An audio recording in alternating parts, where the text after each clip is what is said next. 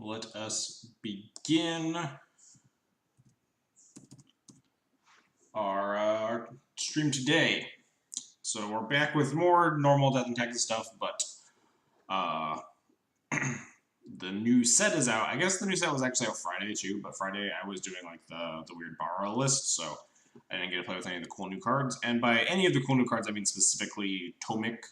Have I been saying Tovik? I hope not. Oh, no, I did say Tomic. I'm good. Whew.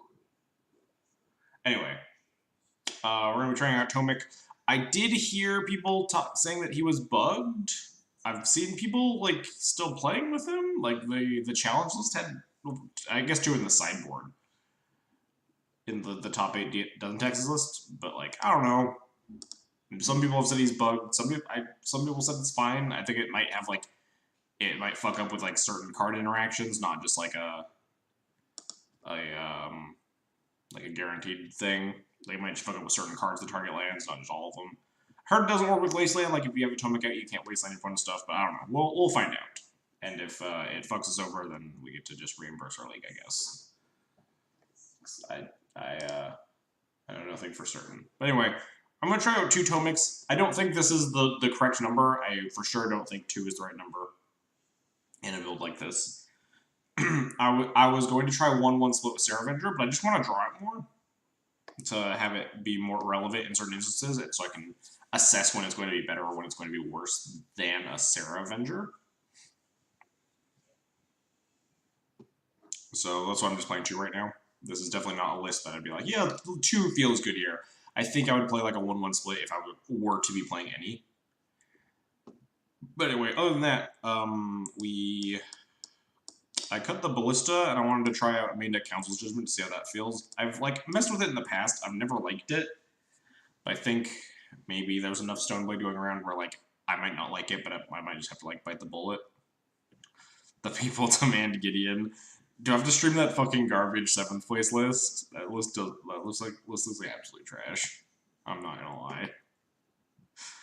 Like, why 3? Let's just play 3 of my legendary creature that I didn't really even want one of. You played the Borrows? That's because it's Bara. He's a crazy mad scientist. That list just looked like they wanted to play Gideon and then decided to test out Gideon in a challenge for some reason, and then somehow stumbled into top 8. I imagine in a large part by the other 57 cards in the main deck. Like, you can play a deck that has a lot of bad cards, or like some bad cards in it because the rest of the deck supports it, right? The previous version had your favorite card. Oh, the most recent iteration of the bar list. I specifically went out of my way to not play that because it had the Tide Taker. Find room for your second jailer like anyone else. I kind of actually liked, right now at least, I kind of liked what the guy who top 8'd the GP was doing with the sideboarded jailer, because jailer has just been being less and less impressive in a lot of the matches right now. They're just like not as much Grixis or Miracles or 4-color Loam, which are like the big decks that you want it, especially for game 1. And it's a very impactful card, but it's like a card you could just use in sideboard games because it's really bad when you play against any combo deck or when you play against Stoneblade. So, like, I was actually considering just moving into the other side here. And also, this Karn was previously a second jailer, but I specifically switched it to a Karn because I did not like second jailer against Stoneblade. What's up, Star War Man? Good name, good name. Anyway, should stop chatting about this nonsense and we'll give it a whirl.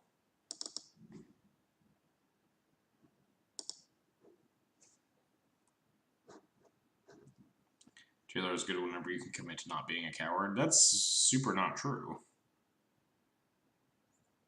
I mean, Jailer is good whenever your opponent, like, there are times where sometimes you do want to just slam Jailer, but there are just, like, so few instances where Jailer is, like, very good against, very good against the deck with a bunch of Street Nemesis.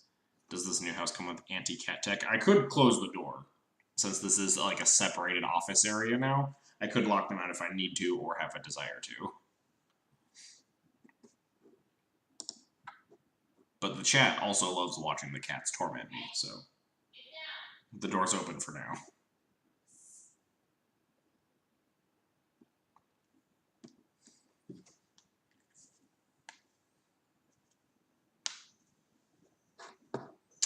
Let me update Cardboard Live. I don't know if it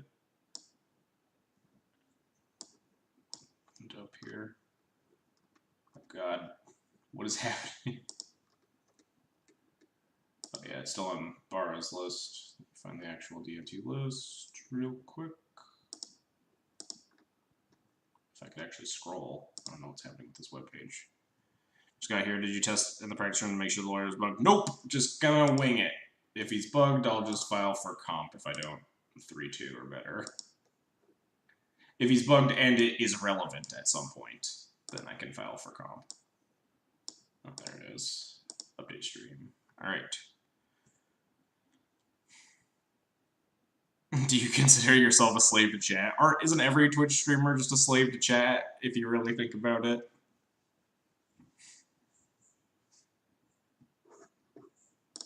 I also got an updated Counter Rebels list, so apparently we are, I needed I got a donation to stream the Legacy Counter Rebels thing that Phil streamed a while back, so we'll be playing that sometime this week. I'll just kind of just toss it in whenever. Tomorrow, Wednesday, Friday, sometime. God, I don't know what any of these fucking cards do.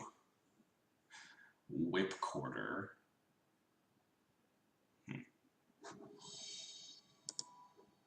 With the Niagara list only on Jailer's side. I can't take this guy seriously now. Yeah, he had like 2 Mirror Crusader main, Remorseful Cleric.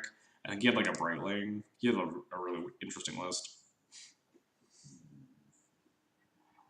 There was another guy that top 8 too with like a more normal looking list, but that's not the one that Phil interviewed.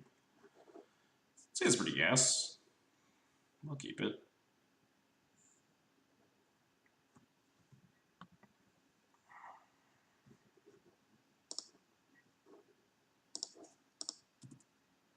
What are we playing against?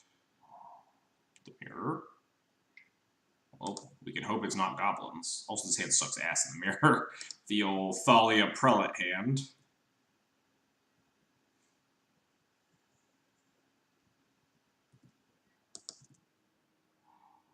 Hey, at least we drew a Jailer. That's pretty good here.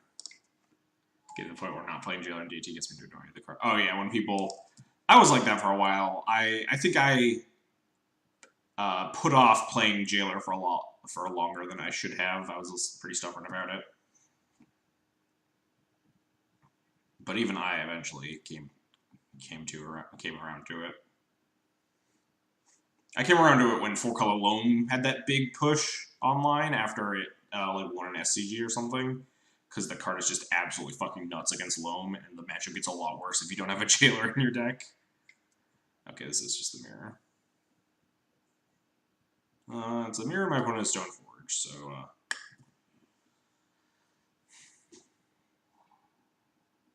And my opponent knows to find Jite. Dang. I'm gonna cast Thalia here. That plow might come in handy.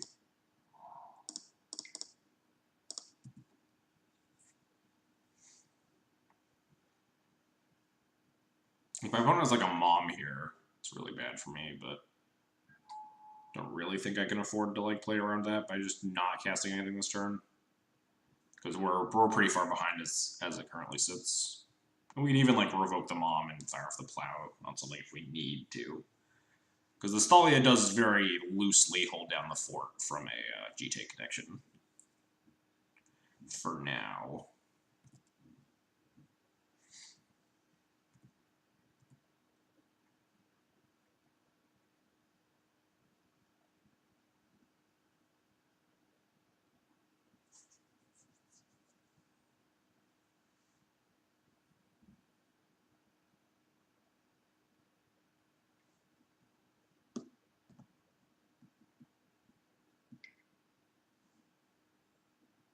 What's happening?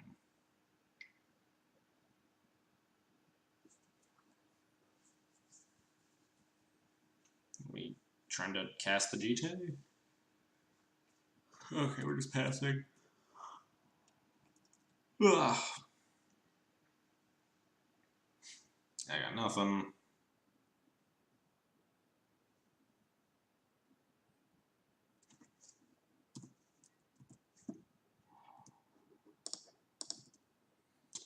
Alright, so probably just passing the turn here. Look at a 0% chance my opponent just ports me here, right? Yeah. They have a GT they need to put in. Huh. Do I care if they revoke my Aether Vial? I could just revoke. I'm gonna put in this Revoker and I'm probably gonna name GT anyway.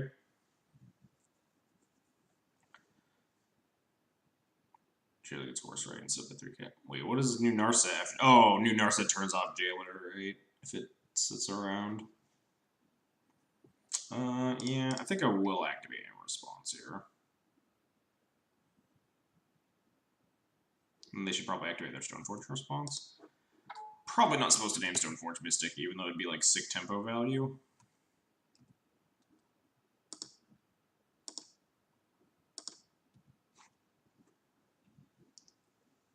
Probably am going to end up needing to plow this Revoker, though, if it is a Revoker in the name Vial, because our hand is very expensive.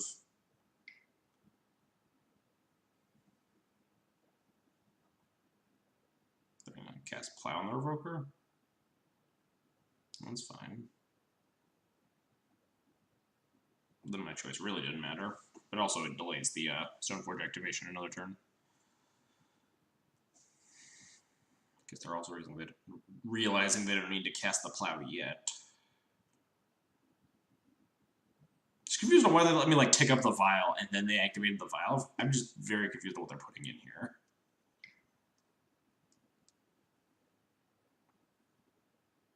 I'm so confused what's happening. I think like they're not porting me.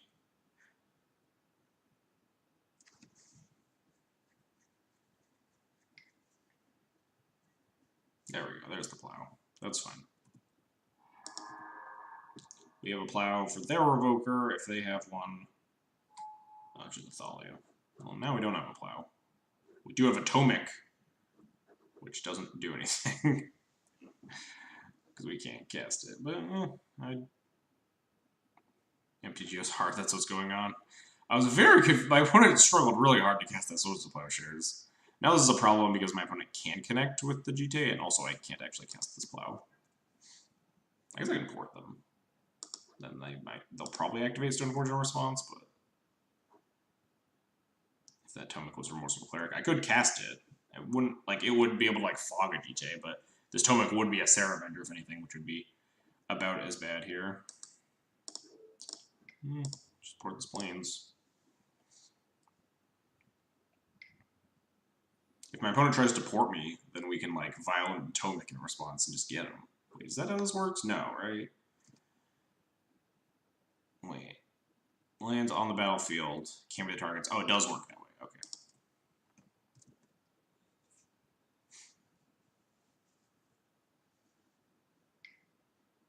Yeah. I can have 6. I got nothing.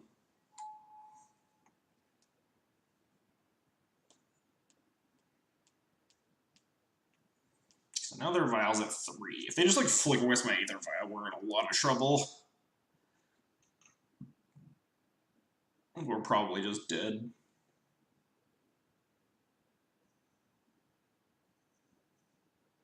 If Tomic proves good, do we play Advocates Tribal? The one person that tried to claim that Orzhov Advocates was D&T playable.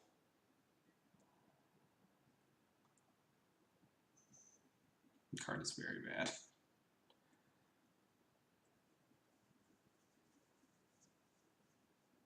If they attack, I'm probably just snapping off this block.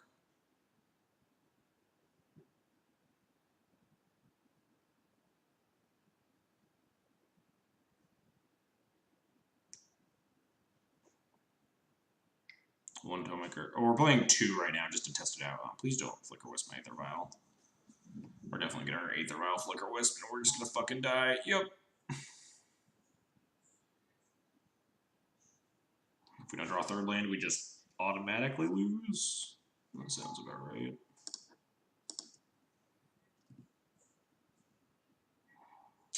Yep, that would be the game.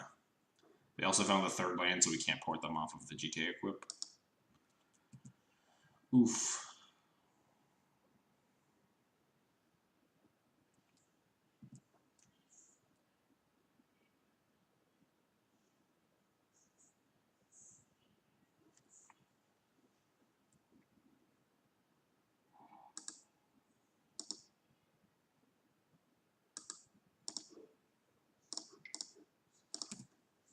Yeah, being on the draw when your opponent has like the Stoneforge and Flicker Whisper at the Val, it's like pretty punishing.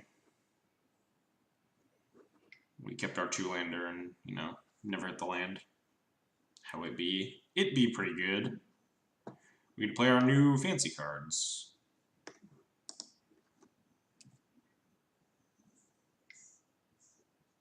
Maybe they'll equip to the Stoneforge. Oh, dang, they saw the line.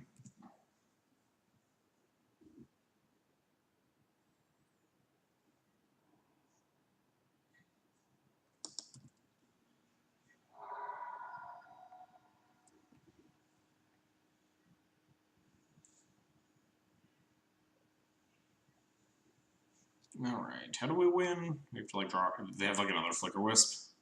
Oh, yeah, why didn't they just Flicker Wisp on my end step? Alright, yeah, I'm definitely conceding here. We're done here. You realize that they should have done that other Flicker Wisp on my end step as well. Alright, we lost the GTA sub game. Riveting stuff, as always, the mirror. 5 cards to bring in, 5 cards to bring out. These Tomics feel a little bit clunky. They're like draws where they're really good because they help you win like the mana fights that you sometimes. There's like a weird sub game where sometimes you actually like attack each other's mana a bunch, but it's also just hilariously bad against Caracas. But also there's like nothing else in this deck that I'd rather have in. So I think we're just leaving them in for now. It's also a card that I only know how good it is in the mirror based on theory crafting. I obviously don't have any experience playing it, so it's good to leave it in to like test out how good or bad it may be.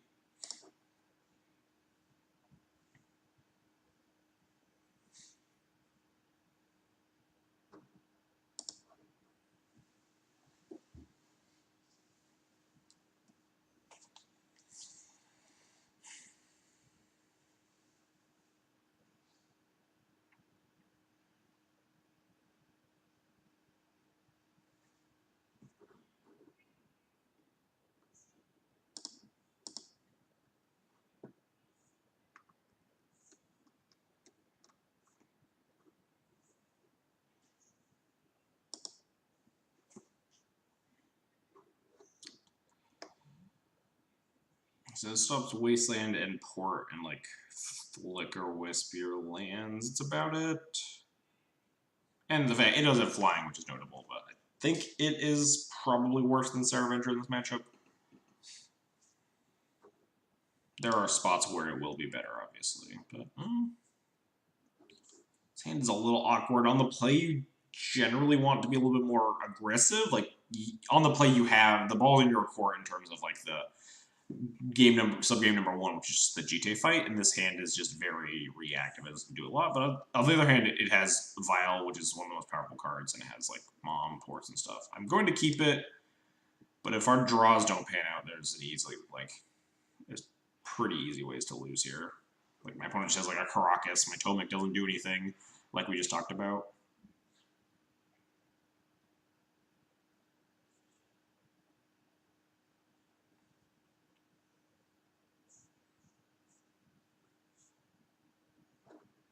But obviously in the D&T mirror, a lot of what it comes down to is just like draw steps.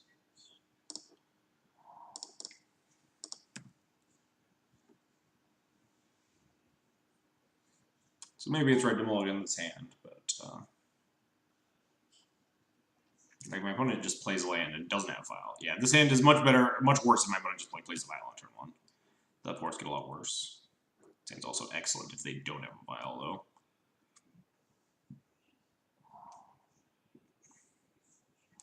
Nice. We're just gonna port instead of developing the second file. We can play the next file, the other file next turn.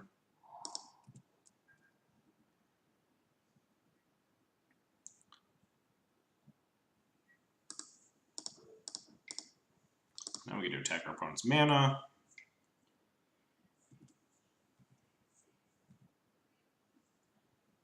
They're gonna cast a spell here. I'd be impressed. Oh no, we're one turn away. Wait until this file goes up to 2. There's no reason they would. Oh well, we have second port. And then we'll have the file on 2 when they have the second wasteland, and we'll get them.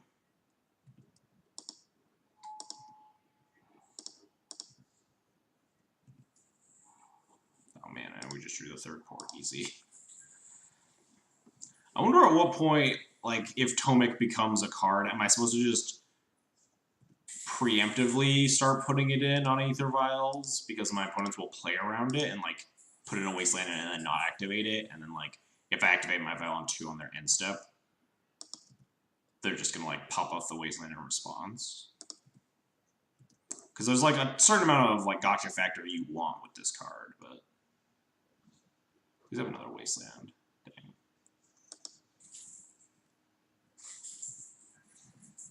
Alright, let's go, Tomic. So far, you are looking like bad Sarah Avenger.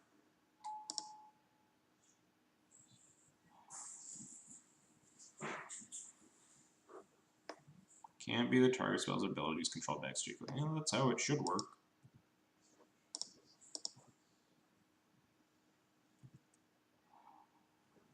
Judgment. Obviously not useful right now.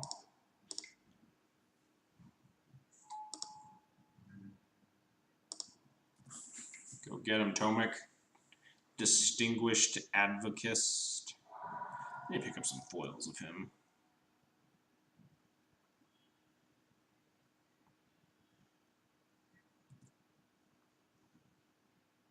Oh yeah, now we get a test if this port is this bugged? Nope. Does not seem bugged. We haven't tested Wasteland. But port not bugged. Some people mentioned that like some people were saying that it was bugged for certain card interactions. Oh no, they have the much better card. We can't attack through it.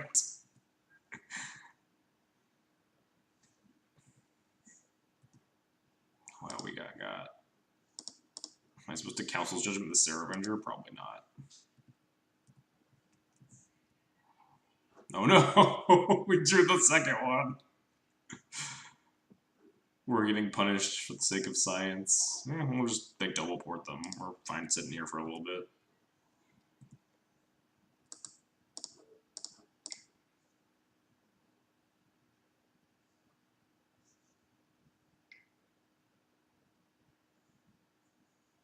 God, my opponent, like, continuing to just, like, float their mana for no reason is starting to get, like, kind of annoying. They never have anything. That one I wanted to play around them, like, actually having a disenchant or something. Because that was, like, the first time I was double porting, and they could possibly use the floating mana for any reason, so... They don't, like, waste their own time. I'm usually behind on clock during the D&T mirror. Just because I sit here talking so much, but my opponent has, like, lit a lot of their clock on fire.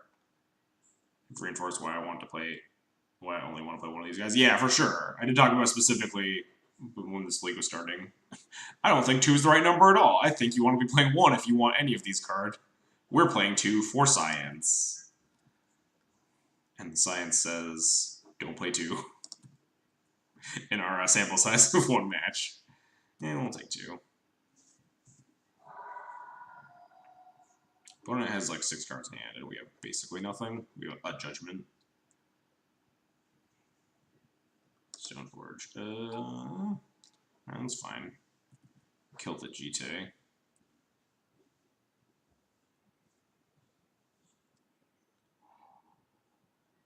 And they can't connect because we have this mom.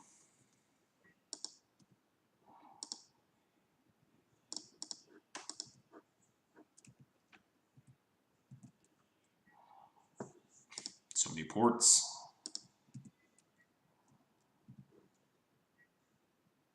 Does the science say you're bad at science? The science also says that, yes. The sample size of 1 is always enough sample size, right? This time we legitimately do need to port in 2 different phases, otherwise my opponent just gets the free Stoneforge activation.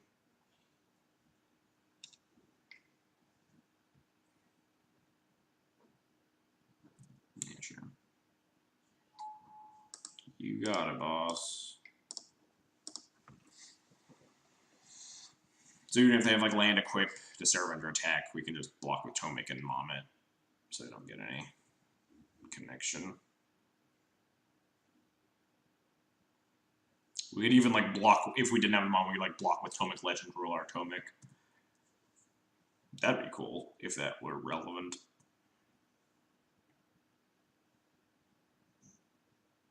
Opponent is extremely dedicated to floating mana. Alright, looks like they might actually be doing something. Oh, are they gonna play land and a... Oh, wow, is the second Tomic actually gonna be relevant? Because I think I might have actually needed to give my Tomic pro white if I didn't have the second one in hand.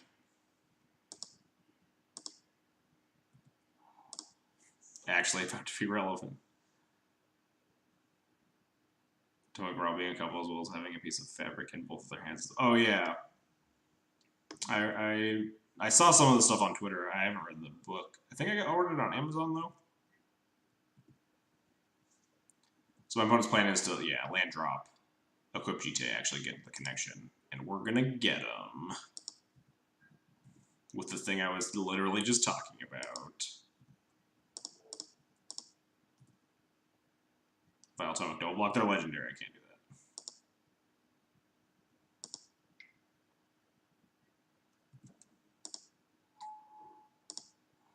that. Got him. There were 3 main Gideons in the challenge. Yeah, I specifically went out of my way to not play that challenge list. New card who did? Yeah, for sure. New cards are hard, especially this one that just has a lot of text. Put these on 2 and 3. Hey, Karakas Tomic, we did it! We've assembled the combo! Alright, anyway. Council's Judgment. We still can't beat a 3-3 currently because our fucking Tomic is just a 2-3. A lot of the text doesn't sound particularly relevant either. It's pretty decent in this matchup, except for the legendary tag, which has upsides and downside. Games remain. Oh yeah, it was the new one. There was like 3 Gideon Blackblade in this guy's top 8 list of the challenge.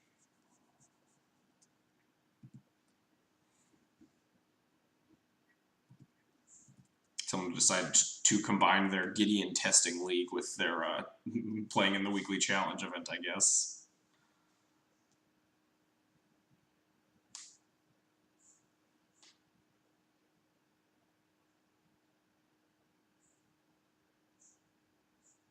I'd be pretty hyped if that card was playable, though, just because the Japanese promos are dope. And I have promo and taxes in paper, so I love like sweet promos that are playable in Death and Taxes. What's this gonna be? Palace Jailer. Well, that doesn't do anything, right? Oh, I forgot to port. Looks like it probably didn't matter. Where would you want to that Gideon over Crusader Spirit Keeper? That's like, yeah, it just seems like worse than a lot of other 3-drop options, especially as a 3 of legendary permanent creature or whatever. Anyway, yeah, this resolves. It seems like it'll be just like tossing around Monarchy for a little bit. What's up, Lackey? Where's this other trigger ability going? They target the Tomic. I think I'm just going to pick it up. Yeah, target the Mom. They have a Plow. I look like an idiot, right? EOT port, take Monarchy, different. Yeah. If they have a Plow, I look like a fool for not porting there, but too busy talking to Chad about Gideons. Alright, they don't have a plow.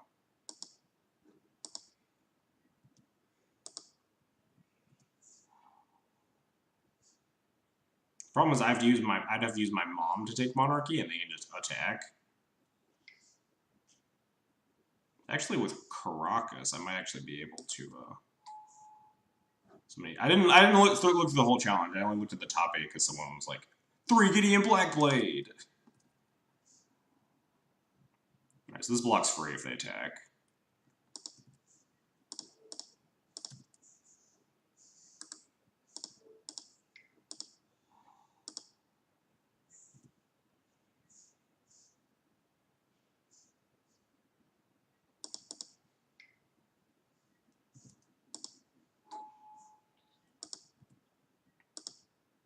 Doesn't make sense that a bunch of people play D&T though, because like 2 of them are in the top 8 of the of Niagara.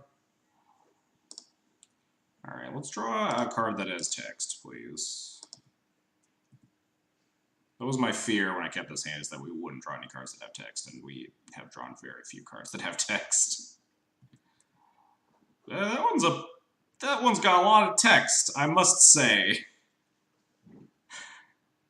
If I had to draw a card, it's pretty high up on the list. So we can cast, equip, leave up Caracas, pro-white with Tomic, or pro-white with Mom, attack, hit the Jailer. Killing the Jailer is nice because it means they can't Flicker Wisp it, because the Mom's going to be down next turn. But the Caracas will still be up to protect the Tomic if worst comes to worst.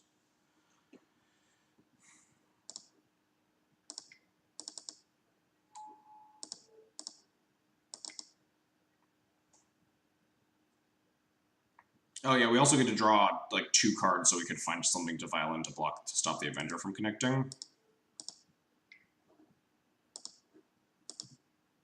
Pro red, white, and blue. Tomic taking down the US. Kapow. Take the Monarchy, draw a card. It's a Wasteland. Ooh, let's see if we can Wasteland them. I don't know if I even want to. Can I? Okay, looks like I can target it, but I don't know if I want to activate this. Let's at least draw my card first. Nope. But that one's good. I'll take it. I think I do want to Wasteland. We have plenty of mana. My opponent does not. Yeah, looks like it's not bugged as far as I can tell. Tomic seems to be working fine. 5 in the top 32, tons of Maverick, Chalice, and Miracles. Seems like the challenge to take turtles is fair.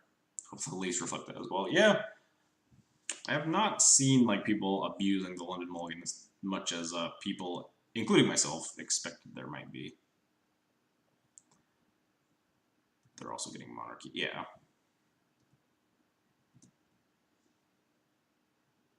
Another Monarch really the best equipment in the matchup and not a creature protected. I mean, it is kind of bad because if my opponent takes Monarchy from me and can take control of the board, like, we don't have a lot going. We have very minimal creatures. Luckily, Tomic, at least with Caracas, is a very sticky creature. Yeah.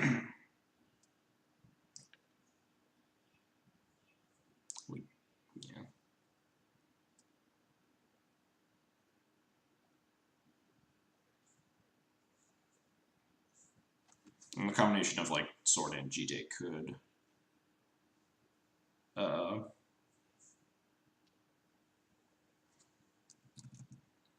could take down the Sarah Avenger here. Which means it's Greco time. Oh no. God, Goblins roasted me so bad at Niagara. Smash.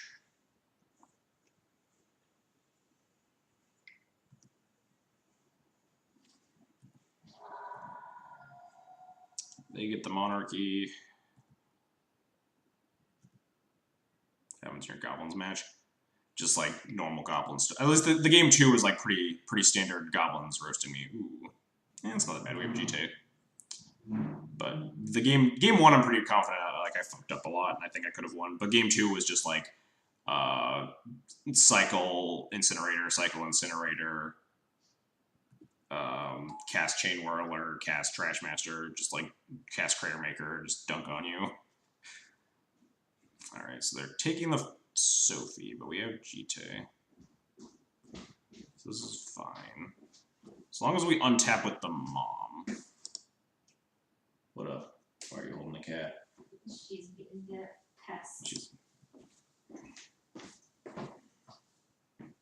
No, she don't. I don't want her. She's gonna be a pest to me. What's this gonna be? 3 mana? Hopefully it's not like a Council's Judgment. That would be a bummer. Gonna lock them in here. Oh no! Oh, just a Flicker Wisp. What does this even target? One of my vials? This should be fine. I guess the Stoneforge probably the best target. Get another equipment.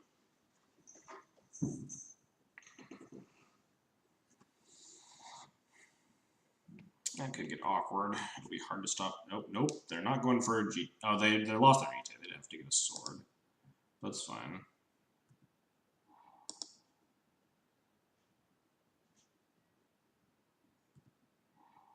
We're gonna leave this vial on 2 because of the Tomic synergy.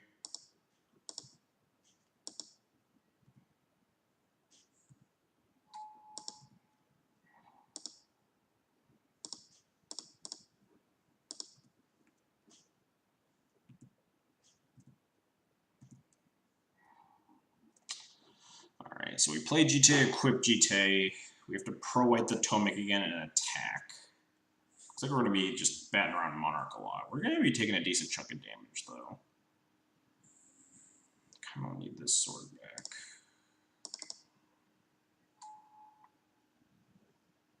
Do I need to play this land? Can I draw any land that's better? Probably not. I want to leave up white in case I draw, like, Plows. I don't want to tap this Caracas, so... I think this is how I want to tap.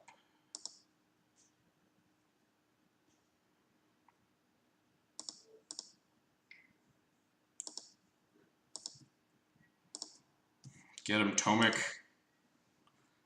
I'm going to do the whole Vial plus Caracas thing if things get bad. Yeah. Could have, like, picked it up and cast it again or something like that. Alright, so we could ping off the Relic Warder. Take 6-ish. Take 7 maybe with the Stoneforge attack too. But then we get the sword plus the Jite. I think that's fine. Let's draw a card first, I guess. I don't have to ping off anything yet because this flick isn't taking up the Flicker Wisp mana. I could ping off the Flicker Wisp, but I think it's just better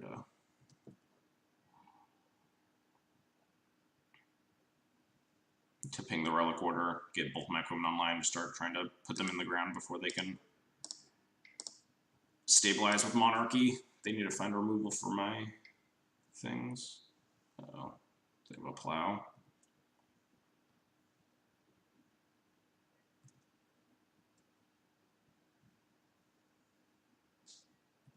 No, they just like floating mana still.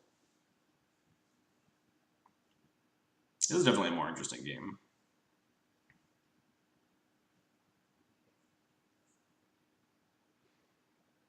Given the amount of creatures we've actually drawn in this game. 3, right? 2 of which have both been Tomic. So this is a tag with everything. Ping the Relic Order down.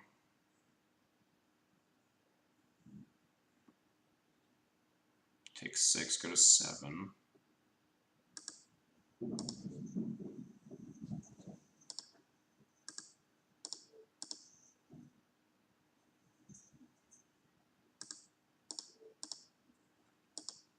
Block the Warder.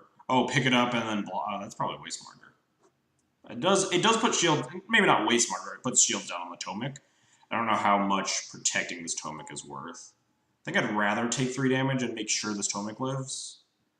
Because this Tomic's like the only thing that is keeping us afloat. Because if we just eat the Relic Order, our shields are totally down, right?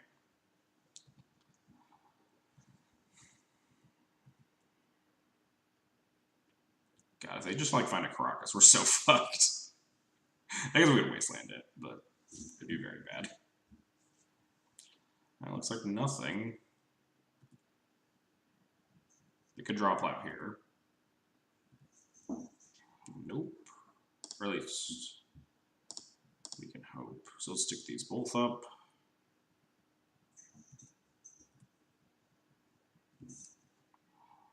Nice, that's a good draw.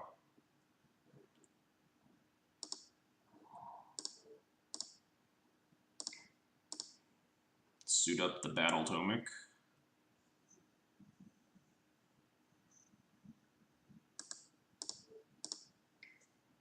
I guess I should have given it Pro White first before I equipped, yeah, because if they have a Plow, but they didn't fire it off on end step for some reason.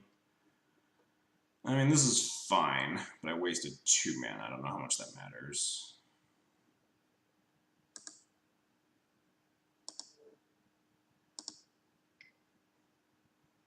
I don't think it matters, because we're not doing anything this turn anyway. Luckily we do the Flicker Wisp, which we can halt a lot of their stuff. But yeah, I should have activated the Mom before equipping the sword. That was bad. Looks like we're just going to port, pass. Could Flicker Wisp their Aether Vial, actually, but I don't know how much I want to do that. I think I want to say Flicker Wisp was a combat trick. Could, like, equip the Mom, but I don't think that's going to be relevant. I'm pretty sure I'm tapping this Mom.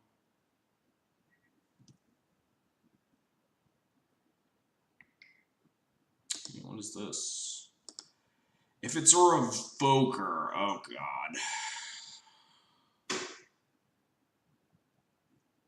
We're in the end step, so maybe I do just have to Flicker Wisp this Aether Vial, because if it's a Revoker, it's so bad for me. I think I just need a 3-1 in play. I guess I could have actually put in a creature and equipped it with a thing to block better.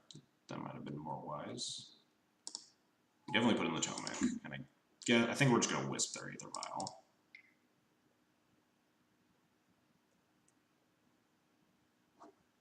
Yeah. That is about the thought that I had after we moved my end step squirrels.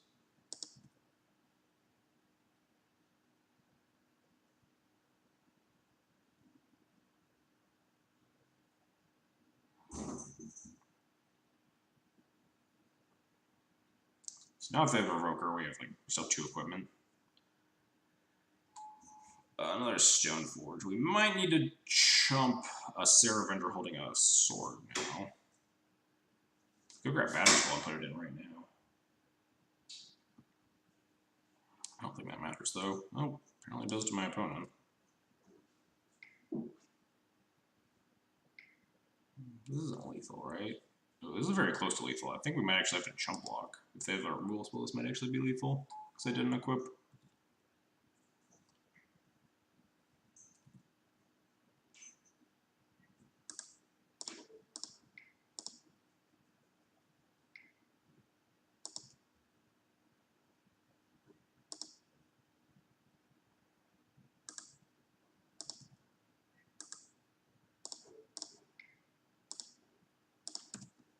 How many cards in my hand? Need an F6 here. What's up, Zadaras? They alpha me. How am I blocking?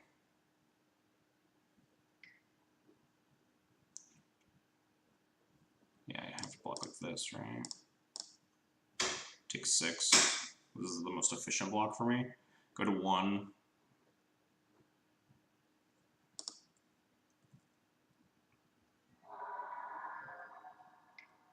Yeah, I definitely should have equipped a thing last turn. I fucked up.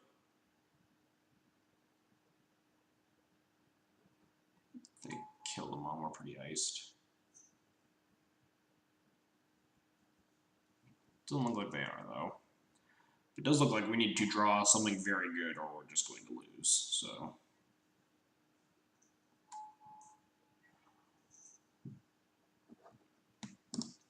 Hey, stop it, cat. Wait, did they fail to find on this Wisp? Did they board out their sword? I mean, I'll take it. But it looks like we're probably still gonna die. Definitely should have equipped the punt. Probably cost me the game.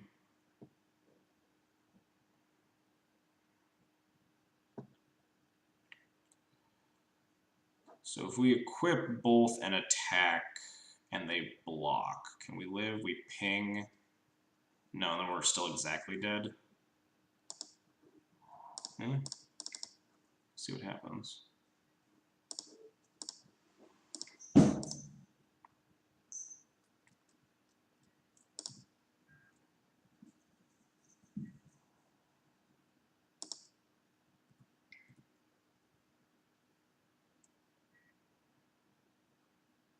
Yeah. They could even, like, yeah, we're dead there. Dang, fucked that one up at the end there. Yeah, those are the interesting games. Those are the games I actually enjoy in Death and Taxes. They're a little few and far between, but those are the ones where just like the games go really, really long, and there's like complicated board states, and if you trip up a little bit, you lose. It doesn't help that we did in fact draw like 3 creatures that entire game, but we held our ground. Tomic was mostly bad Saravenger there. We didn't really have a lot to do with Caracas Tricks. How many games did you play with Tomic?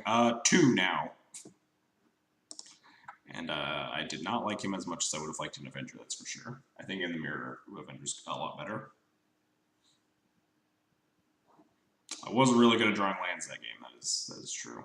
My opponent did have a lot of lands as well, but I think they drew a lot more cards off of Monarchy. Or I guess a couple more cards. You could have done the shitty Vigilance thing. Yeah, there was like one turn where that like might have mattered. The turn that was important was like me just sorcery speeding those Aether Vials, or at least like putting in the Tomic sorcery speed and putting a sword on it or something for a blocker.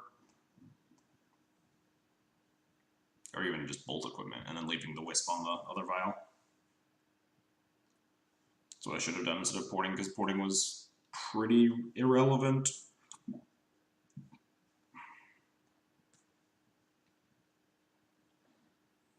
So yeah, I fucked up a lot that one turn, and it cost me the game really bad, because I should have pro-whited it first. I thought they didn't have a plow, because I think they should have plowed like at a couple other points previous to that. But then they didn't, so it got me, I guess. Then I should have pro-whited first, so if they do have the plow, then I don't spend the 2-mana equipping. And I can pick it up, put it back in, put a bunch of equipment on it, and then have a better blocker for the next turn. Did certainly cost me. God, I hate these hands. I'm gonna ship this. This hand sucks.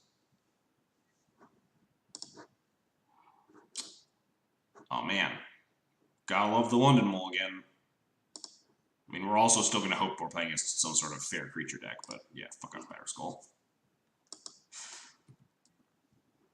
Sort of agree with them they chose to plow decks to make the decision, make the rest of the turn profoundly difficult. I don't know. It depends on what they prioritize, obviously, because the shield was down on the Mom that turn.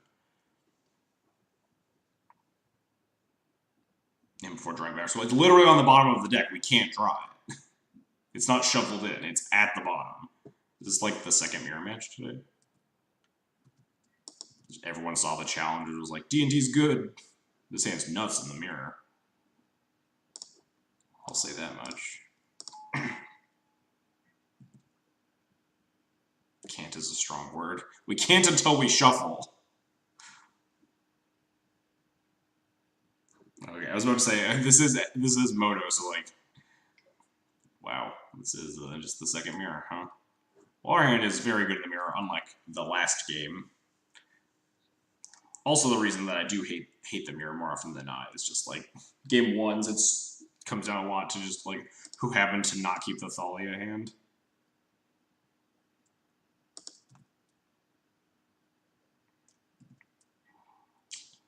Do I play my Stone Forge to advance my board state? We play the second Vial instead, and like hold up a plow.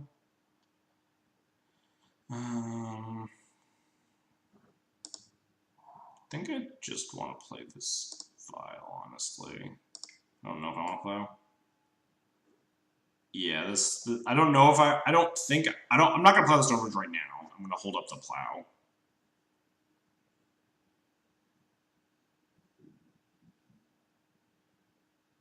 But yeah, this game goes long, and Aether Vial is a very important card in the mirror, so this game goes long if it's not ended on the spot by GTA.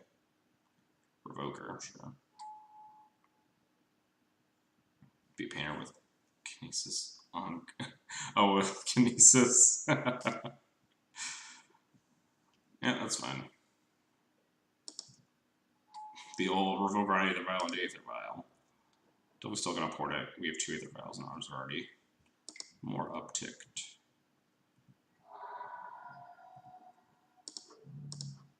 Goodbye.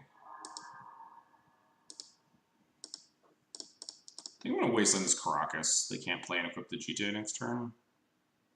We would have the plow to stop it, but I also don't want to like waste a plow on a Stoneforge Mystic. Roger Vial with Vial in play, something I see a lot. It's something I've definitely done a lot. No shade to my opponent. It's a perfectly valid line. I do also think we are going to Vial in the Stoneforge and just cast our GTA here, rather than hold up a plow.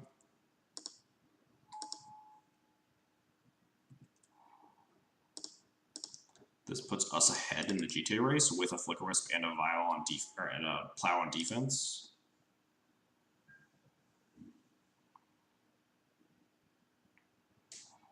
Some Vials are certainly better than others, yes. In the Goblins matchup, I will revoke Vials a lot.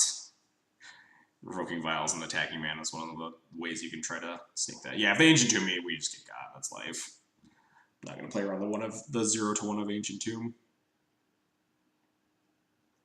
But I definitely have gotten people with it before.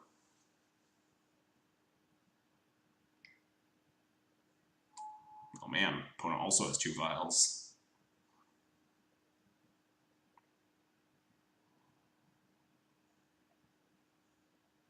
They just get fucked here, right? Unless they have Plow. If they have Plow, we get to Flicker Wisp our Stoneforge for another equipment.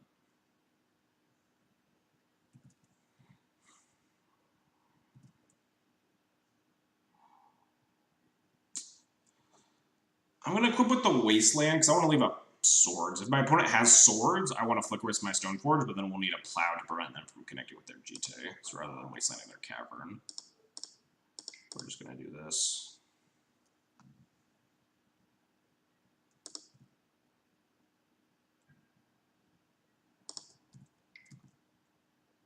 If I have like Batter Skull, we have wood. Okay, there's dead. Cool. We did it.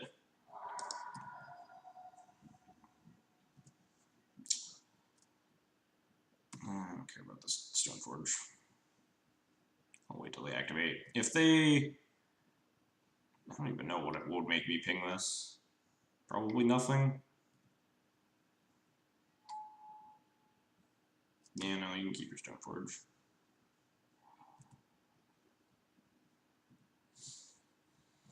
We're sitting on so much more than my opponent right now, and we have the active GTA.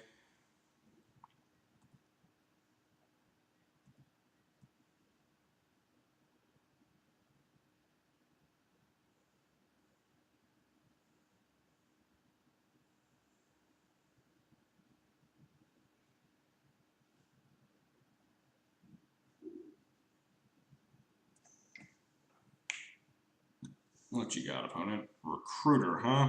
Recruiting for Revoker, probably? That's fine.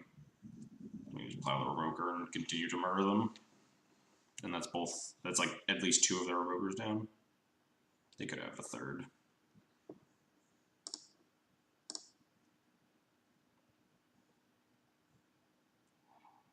Yep. That's fine. You got it, boss.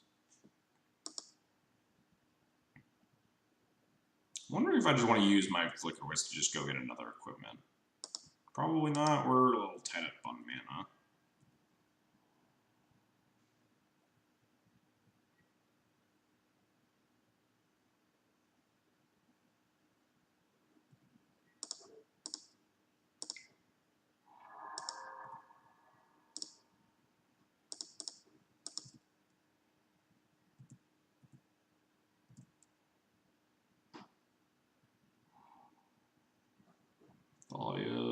Weirdly not the worst.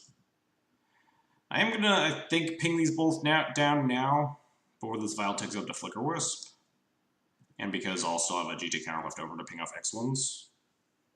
Yeah, we're close to the random actions in win territory at this point.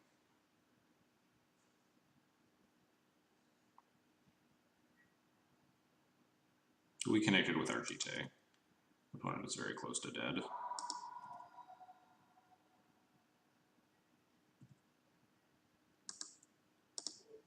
Pew.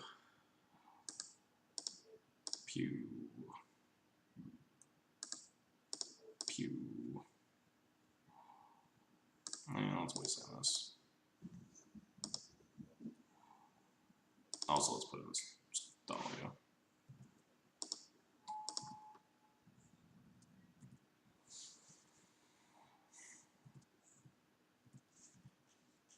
So now we still have a counter for like pinging a Flicker Wisp.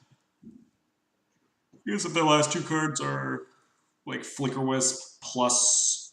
No, even if it's Flicker Wisp plus Saravenger, we have a Flicker Wisp to win the GT fight. Yeah, opponent would need a lot to get out of this.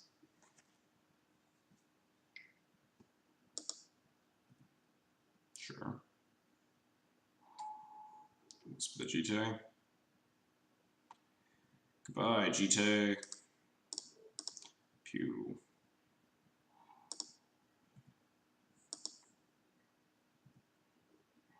It was nice knowing you, GT.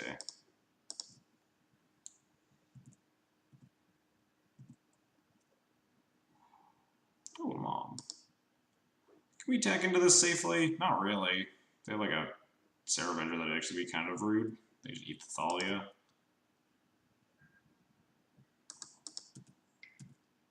No respect.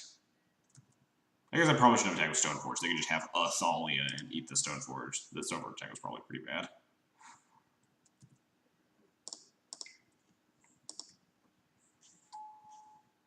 No respect for the Tomic. Oh yeah, Tomic gets me there too.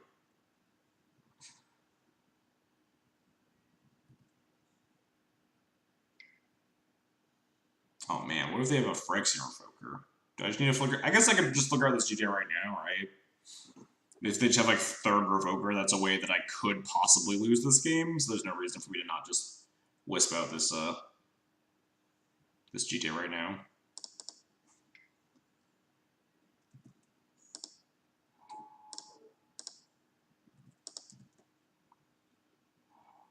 And before Orzhov Pontiff. Cleric, sure. Yeah, their plan was to try to get the GTA back. They have like another Wisp, maybe. Oh, never mind. No, we'll have Bomb. We'll have Bomb plus Flyer at that point. They just need like actual main deck Pontiff to win this game.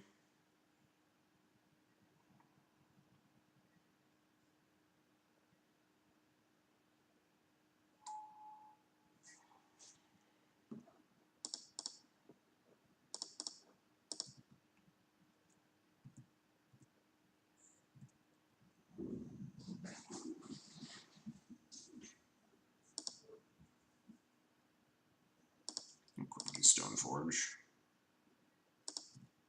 I'm not going to attack with the Flicker Wisp either, in case of another Flicker Wisp in their hand. So they can block with the Stoneforge and sack or something, but...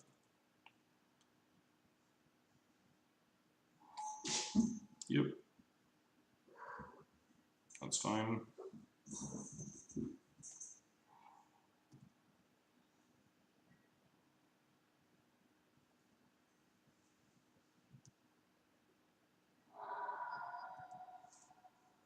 Opponent is trying, but they are still pretty far behind. What do they need here? Like multiple Source to Plowshares?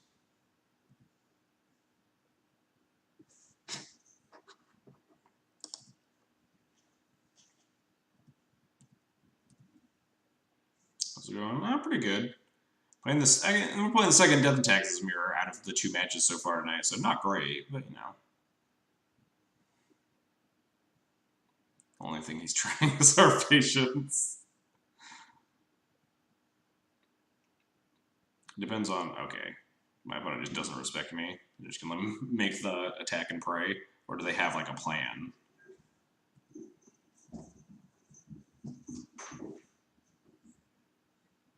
Okay, no. They,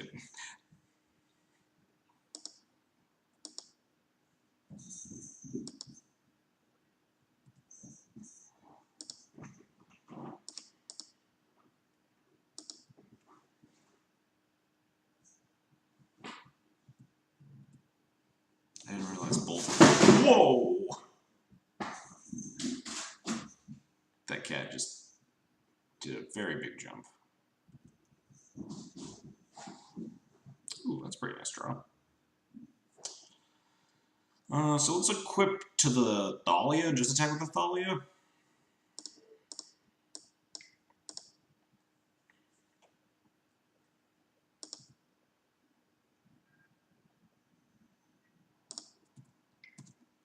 They'd block with the Cleric and Sack.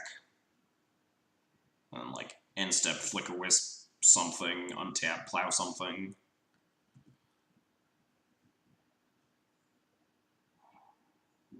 Oh no, my graveyard.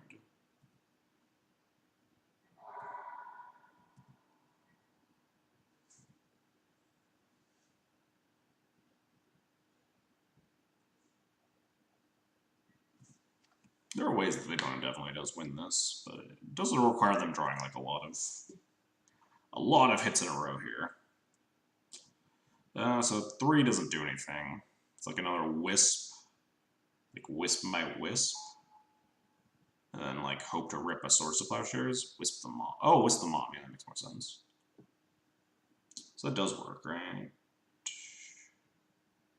So now they get a connection. Doesn't mean I don't get to connect though, because they have to conserve like all their GTA counters, or else they can't stop me from connecting. Well, they only have to conserve 1. Depends on what we do with this Stoneforge, though. We'll see. This could get a little tricky.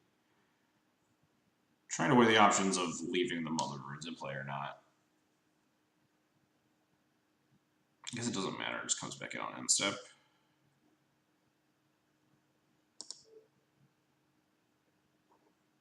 Yeah, we'll let it go.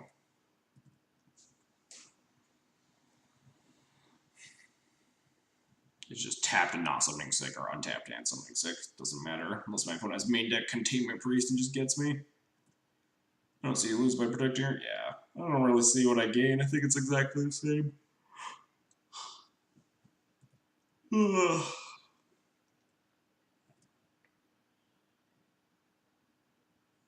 Wisp works too. No, because no, if they Wisp my Wisp, I could Pro White it on the end of turn there. I guess that. Oh yeah, that would, I guess, achieve the same thing. Am I supposed to block a Wisp? Maybe.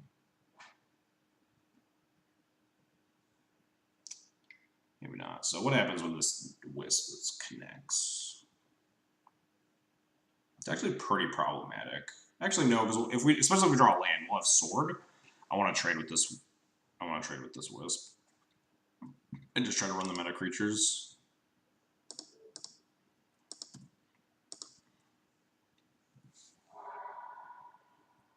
We can get Sword or Batterskull.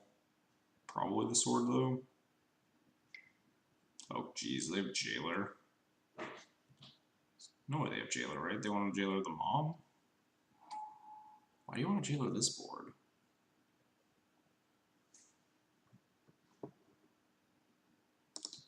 Goodbye Stoneforge, I guess.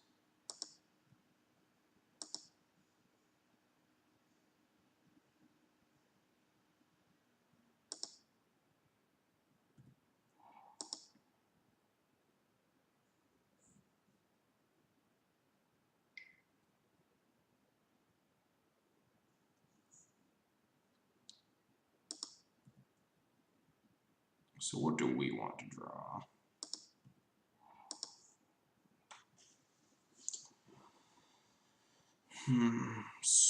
Draw a 4th land might be able to do something. No, because I'd have to tap the Stoneforge now.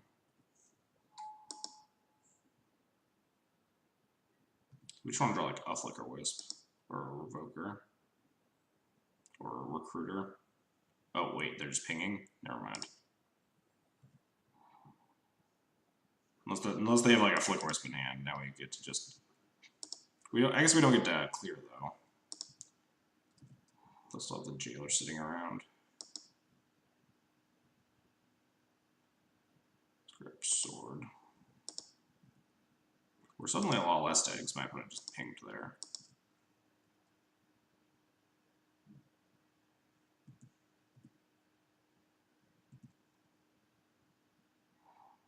That's a good draw. So we just equip an attack. Exchange. If they block, we exchange GT counters, and I can clear the jailer. If they don't block, then we can like prevent them from getting counters. Or if they block with the jailer, then we can still do the same thing. Can we flicker something out of the way? No. We also flicker the GT off the wisp if they block the Stoneforge here.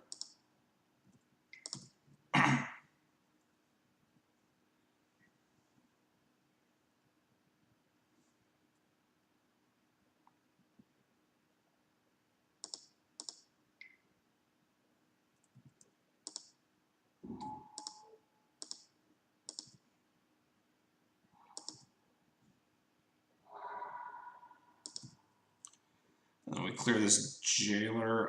We can't play around wisp actually. What's up, Lunik? I mean, if they had a wisp, they would have used it though, so I should probably clear this jailer right now. Or I guess in their upkeep. Because if they had a wisp, they would have used it to prevent me from getting GT counters as well there.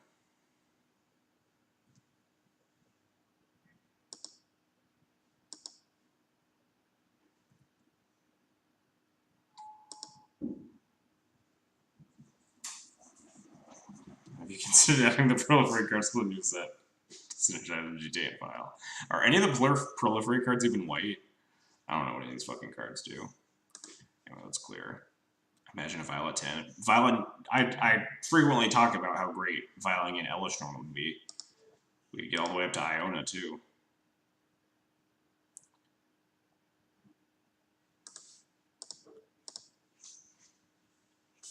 Alright, we can F6. My opponent knows what my last card in hand is.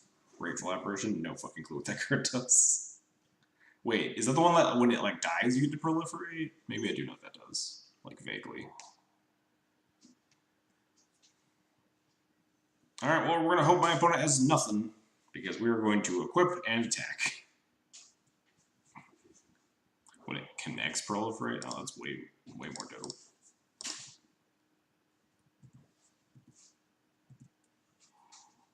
That's a pretty decent draw.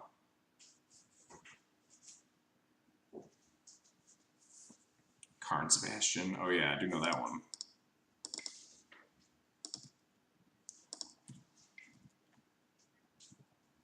Alright, I think we stabilized. Oh wait, no, this is just a squire, because this just goes to the battle skull. Yeah, now the game's over. Alright, we did it. Took us a little bit, but we got there. A little bit closer of a game than I initially anticipated. Opponent drew a lot of Flicker Wisp to try to fight our GT plan. It's like actual 3 Flicker Wisp, Remorseful Cleric, and Jailer to try to fight it.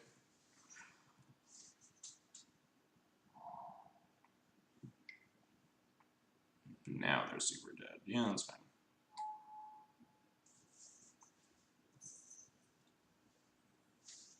Yeah, opponent like fucked up pretty bad, I think. Just like pinging up. You usually want to save some number of GT counters to like make sure your opponent can't connect with the GT.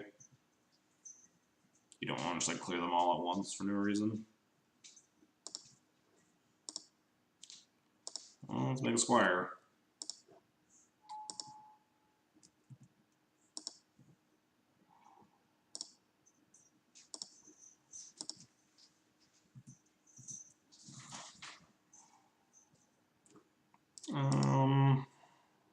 Don't think I need to connect with the Sword of Fire and Ice. I think I'm just gonna put it Battle Square and put in Sword just to make more threats. If this Flickers keep connecting, they're just gonna lose anyway.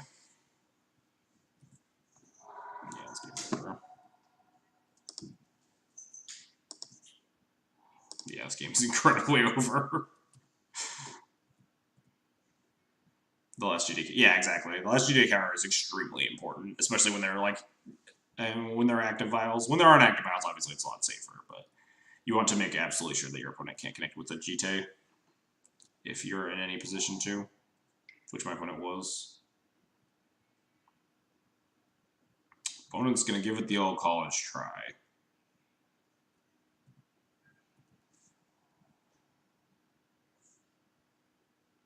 Are they not gonna give it the old college try? They're thinking about attacking.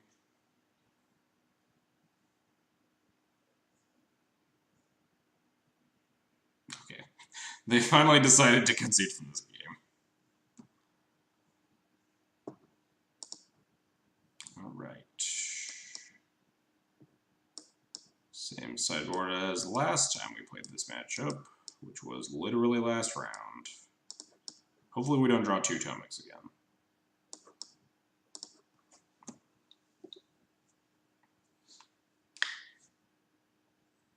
Give -1/-1 blocker is my favorite. Oh yeah. When my favorite, one of my favorite, there are a lot of cool things in the mirror. As much as I hate it, there are some like very interesting and cool interactions. My favorite is when your opponent tries to hit you with, you only have 1 GT counter, and they're like, my Stoneforge can't die, and then they equip their GT and attack, and you're like, I'll just make it a no-1, and you don't get your trigger. It sucks balls. Goodbye, hand. Wow, this hand also sucks. Well, it was always game 3. Oh, this hand's definitely a fight in 5. What do I ship, though? All of these cards are so important. Did I keep the 7? You keep 5-land Vile GT, knowing that one of the lands is also a second Caracas? That seems absolutely miserable compared to, like, 80% of 6s.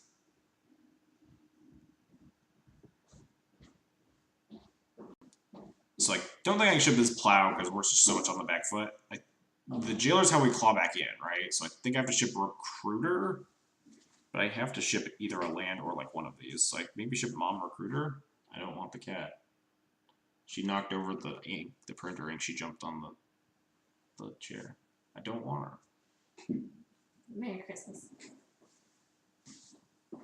Oh god, why do you have such sharp claws? No, I cut them the other day. The back ones? Oh no, I forgot the back ones because she got really angry. Get rid of Jailer, land. Just keep 1 lander. It's not unreasonable. Chuck Recruiter, Jailer. Yeah, this is only tough. I actually buy on the draw. I think I buy shipping a land. Just lean on this Vial and hopefully we draw a little bit more. For shipping the land, I think I like shipping the Jailer a little bit more, though. Because I don't think I want to take my Vial up to 4 for the Jailer. And do that.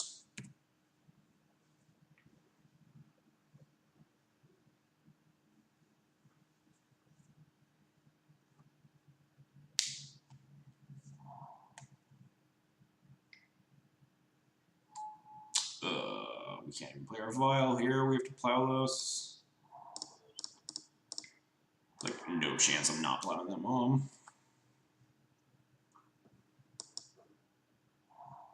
Oh no. Oh no.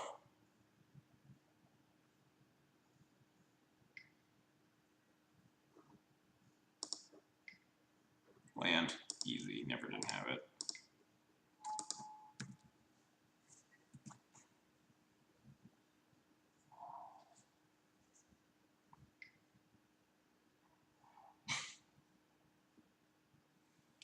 Opponent's really trying here.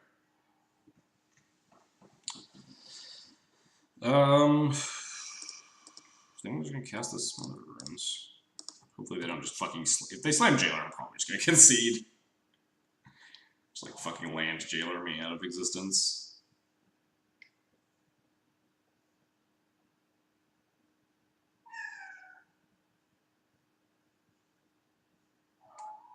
Wisp, sure, that doesn't do anything.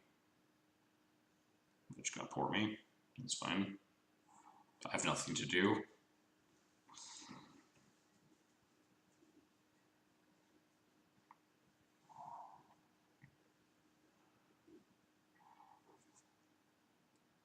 Did you hear the? Did you guys hear the meow? She's very loud sometimes. Stop. She's going to get somewhere else she shouldn't. Goodbye, planes. Oh, that might be a relevant magic card at some point in my life. I don't think I'm supposed to wasteland. I think I'm just supposed to sit and take it.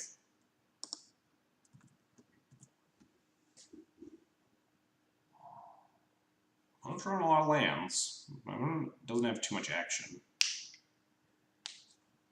Wisp my wisp, wisp the vial. And I'll take it. I'll accept one less time walk. That one's only like one time walk instead of two. We're also just gonna like get beat down by the idiot brigade here.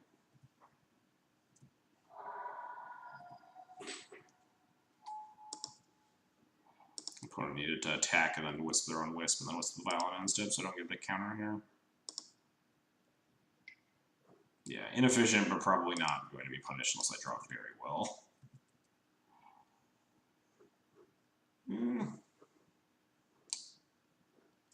If I play this out, it just gets wastelanded. I could not play it out, but I need to wasteland this port. This is punishing me kind of for not wastelanding this port, but it might have not been correct. But I do think I need to kill it next turn, which means I just need to pass here.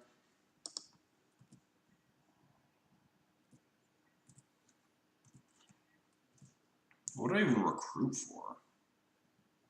I cannot recruit for Atomic now. I cannot recruit for anything to block these wisps. I could recruit for like a Ballista, but I don't have any mana. Oh jeez, they just have third wisp. Yeah, opponent's just gonna beat me down with Squadron Wisps.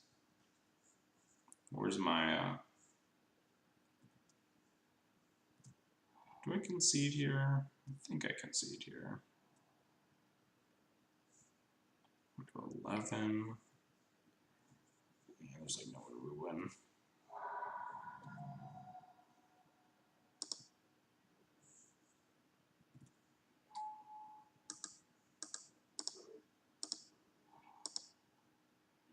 I'm gonna draw my card and then probably concede.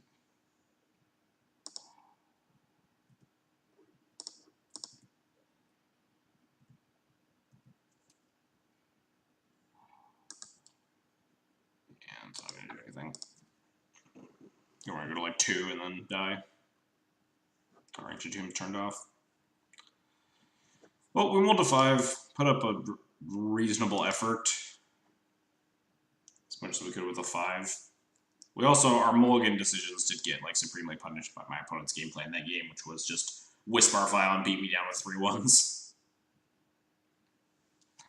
If we like kept both the lands, and like, I guess it probably didn't matter. Would have helped us actually hit 1 land though, at least. But the D&T just know that if Teferi and Narset are good, Blue Mirrors will be sufficiently awful as well. Good. Everyone should hate the mirror as much as I do. Love to play first. This hand's very good. What's up, Captain Asia? The GP went okay. This is my first day 2. I haven't been to that many GPs about day 2 but then my day 2 went just absolutely horribly, so win some, lose some. What was your list? It's probably posted somewhere. It's close to this one that I'm playing right now. If you check Cardboard Live, it's like -2 Tomics, +2 Avenger, -1 Council's Judgment out of the main, +1 Ballista. I think it's the same list.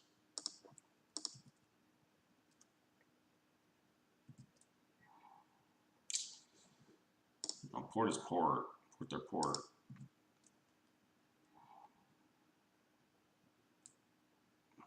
Not super relevant.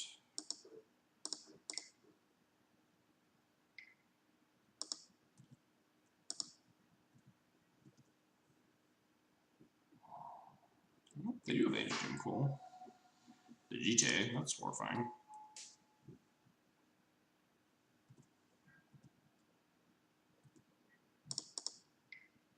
Tomac does fly. Don't think you can. I don't think you can upkeep port here, so you. I don't think you upkeep port here, so you can port planes. Oh, that makes sense. That makes sense. I think he like rides the gargoyle next to him. Yeah, that does make sense. If they left up a white man, we can port that instead. Because the port mattered so little with like the vial. I could buy that. Ooh. How greedy do we get? Do we revoke Vial and just port this Ancient Tomb and just attack their mana? That seems like really greedy. But they do seem to be off color.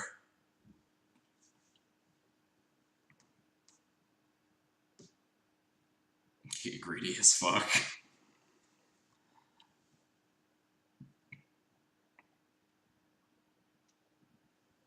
Wow. Chad just roasting me here. Apparently I have to do it.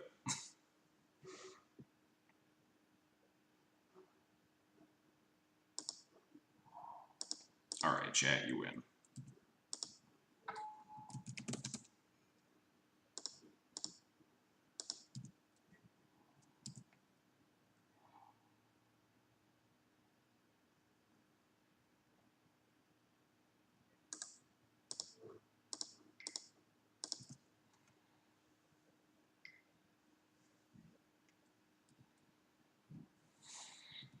It's not unreasonable. I don't know. It's really good if they don't, yeah. If they don't actually have a land, then it's actually just insane. We just could like crush them into the dirt here. It just like stunts my mana development as well. What a pun, not porting a response to the vortex. And just take 2 damage to port me for no reason.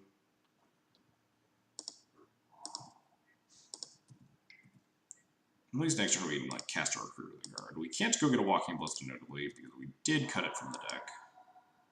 Do we even port? Oh, that's also a valid thing. They could just not have anything to cast. They didn't have a white mana last turn.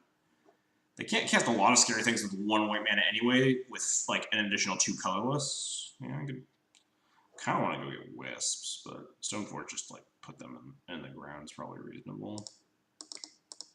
Play this other while because.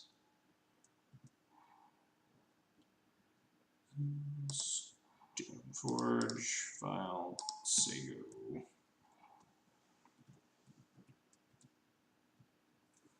Like with 1 white mana, they still can't do anything particularly relevant. They cast a Stoneforge with the port all the same. Yeah. Like, if they play a spell here, it's like Recruiter's the only thing I port them off of.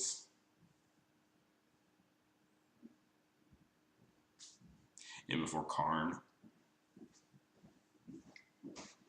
Karn would actually be kind of rude.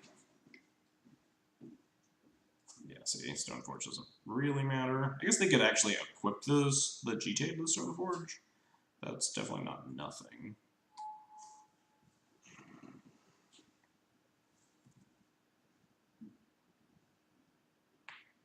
Did chat lead me astray? I don't think so. I think we're still in a pretty good position.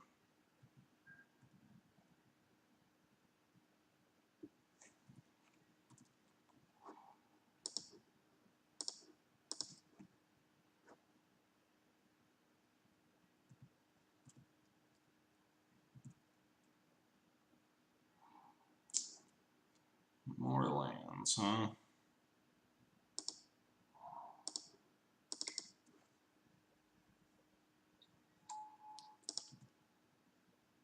I think I do want to port the planes here to play around Source of Plowshares.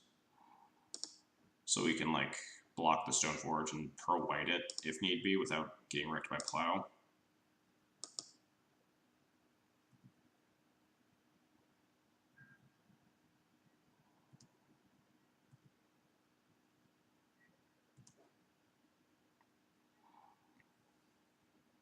And if they want to put in their sword free of charge, then then they have to tap their Stoneforge Mystic and then their shields are down.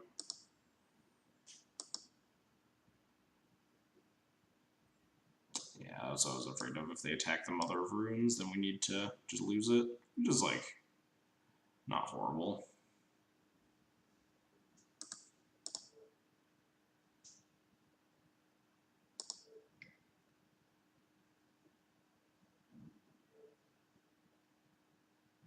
Just pro-white the Revoker here. But now I think we should win the GTA War, and then we should be fine after that.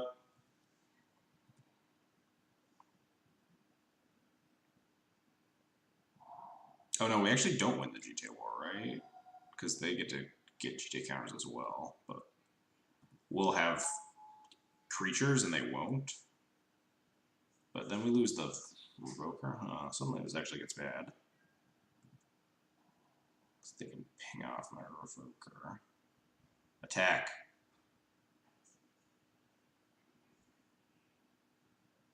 Dang. Suddenly this gets tricky.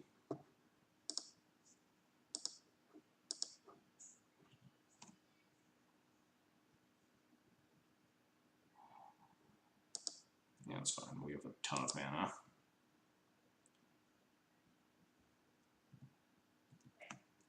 Maybe we'll just draw something and it'll be easy. That's not something. Watch the clock too. Yeah, 5 minutes. I think 2 counters should be enough to beat a Violon 2. So we just play equip GTA to Revoker and attack.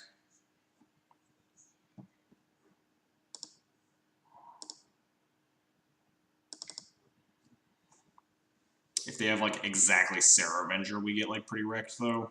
That'll be really rough.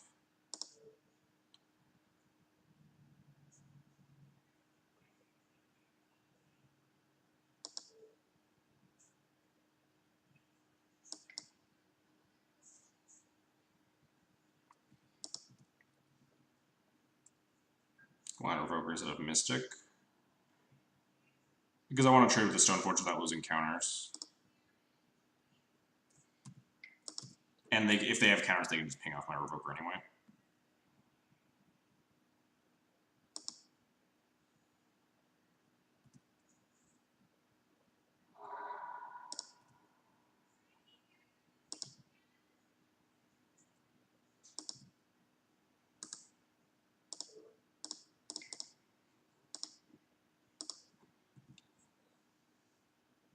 Yeah, so if they have a Avenger here, I think we lose. Yeah. If they have anything else, we should be pretty okay though. Yeah, like another Stoneforge doesn't do anything. No, they don't even have. They might have the Battle Skull in hand. Do I need to ping this off right now? No. Yes. 4 minutes. So if they have Batter Skull, how do we beat it? They can put in Batter Skull and equip a thing to it, and then we're like pretty hosed. But if we ping it down and they have like Wisp, we can't beat it. We already can't beat Wisp though, right? Because they just untap Wisp our GTA and we can't kill both the creatures, and then they have GTA advantage. So I think I do want to kill this. I think there's a decent chance they did board out Batter Skull, but I think I still need to ping off the Squire.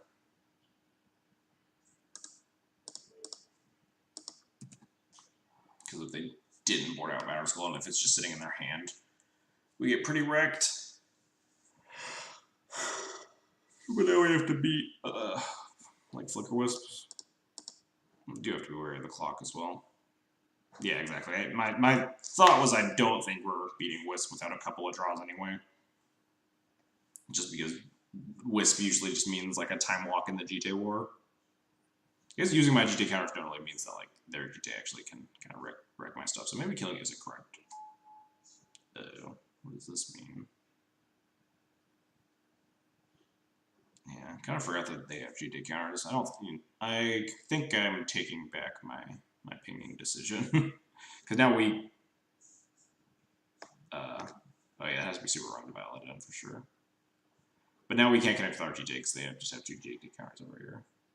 Oh nice, they went and got Katama Priest. That's super useful for them right now. I'm glad they have that very useful card to turn off my Aether Vials.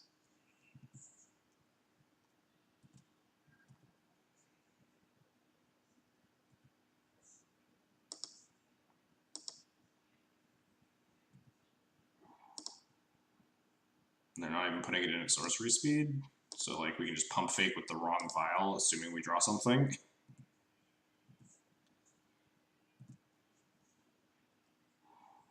Ooh, Judgment's really good.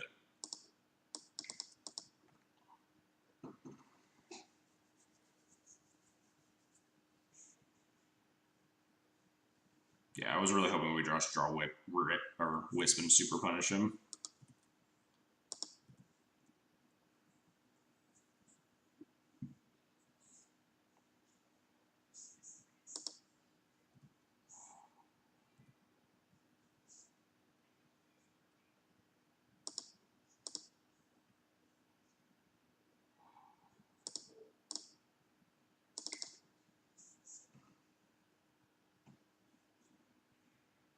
Vote for Sword, I hope they're not paying attention. I guess we could have actually. Oh no, that would have been bad, right? Vote for Sword, attack. No, they still have the GT.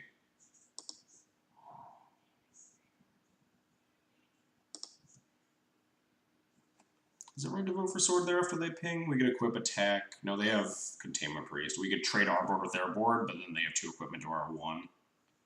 No, they have the GTA to our GTA, but we're both on empty boards and they have 4 cards in hand. Also, picking Recruiter works there? No, because they have a Containment Priest in hand. They just flashed in and blocked the Recruiter, right? And then they just need anything. And we die. Oof, that's not good for me.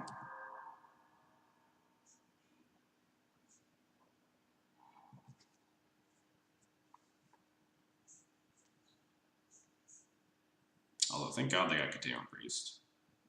I think Sword was the correct choice. I don't think so, right? It might have put us in a slightly better position. The old Sorcery Speed Containment Priest. The next turn. Oh, this is game 3.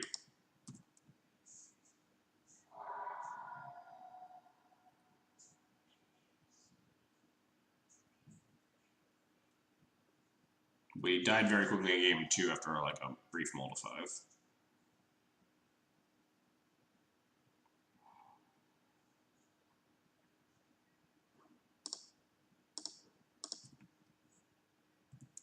I'm sure like Flicker Wisp. Nope.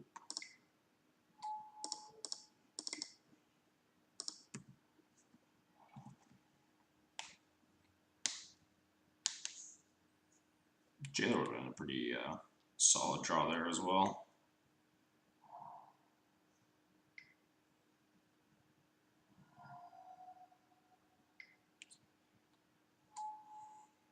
They did have Batterskull in hand. Alright.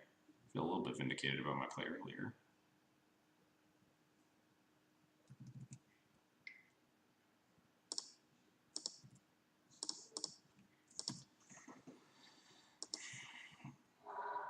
What am I killing here? Nothing? Just leaving my GT counters on for the next thing?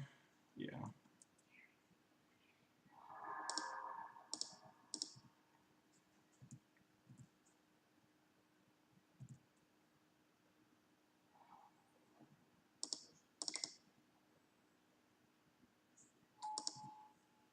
Do I need to get Batterskull here for another threat?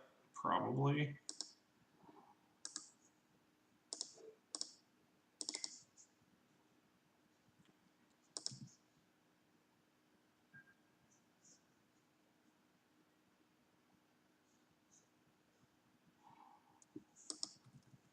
Man, are we gonna run out of time? Yeah.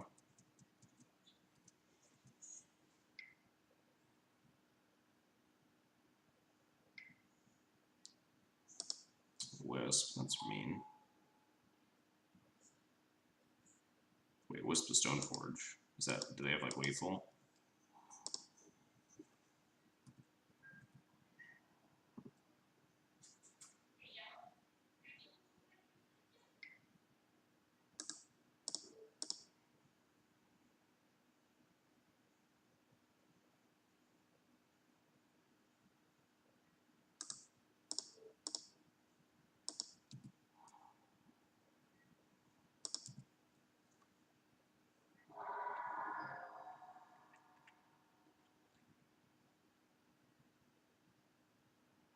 Yeah, the Wisp is just lethal unless we draw something. Ooh, that's not good for me. Oh, wait, no, we just get the Stone Forge Mystic back. I mean, that doesn't mean anything, right?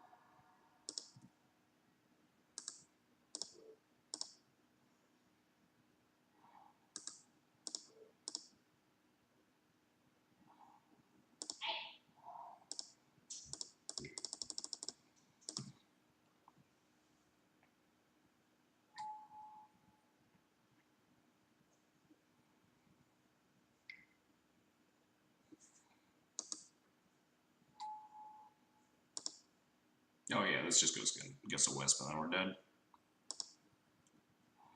Yup. We tried.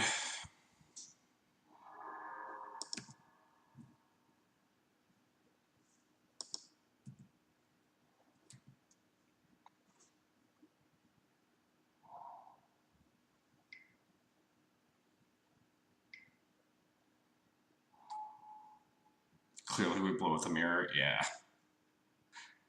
Can't ever win the mirror.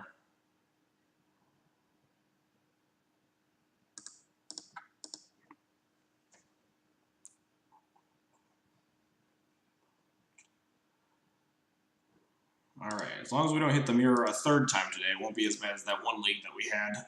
I'm pretty sure that was that the mirror 3 times? There was a league maybe a couple months ago. It was actually an interesting game. Yeah, our games 1 and 3 were actually pretty interesting.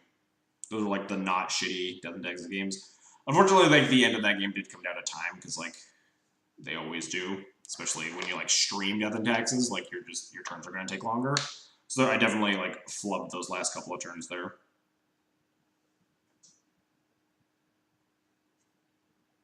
But like the match 1 was the less interesting Death and Taxes games. Oh no, that's not true, right? The game 2 was interesting. The game 1 was horrible. I think we've had some decent Death and Taxes games today, but I've kind of forgot. They all kind of blur together when you play like 5 games of Death and Taxes mirror in a row. They all kind of just smudge together in my head.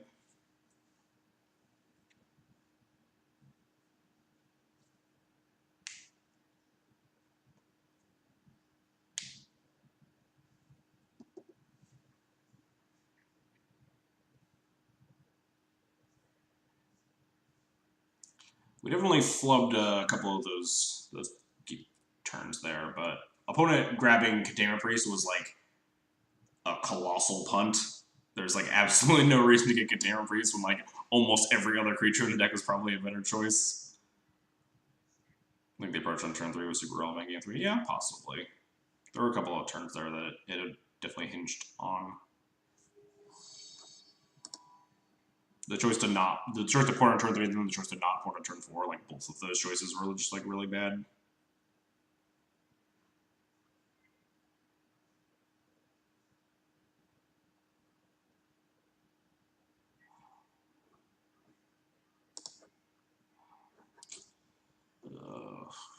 I like Vial. Do I like Vial this much? Yeah. The double port makes this hand a lot better than it appears, and if we're just in the mirror for the 3rd time, then we're good.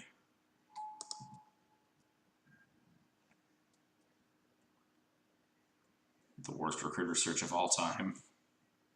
When they recruit for Thalia post-board in the Death and Taxes mirror. Game 1 against Goblin Tutor Umbrella casted on 1. That is pretty bad. Alright, so we're gonna... This hand's never beating Storm. So, hope and pray. Although, this hand's also probably never beating Grixis. Taking the GT makes me I don't know what it makes me think, honestly. I'm just gonna port and say go. I think we would have cast Stoneforge Recruiter on the first turn, then port Stoneforge on turn 4. Would have ran out of the game. Yeah, it's possible. A lot of turns ago, so they had a lot of cards in their hand. It's possible to crawl back from like a GT connection, you know, just like they did in game 1. But it definitely would have been in a better spot. I'll wasteland this.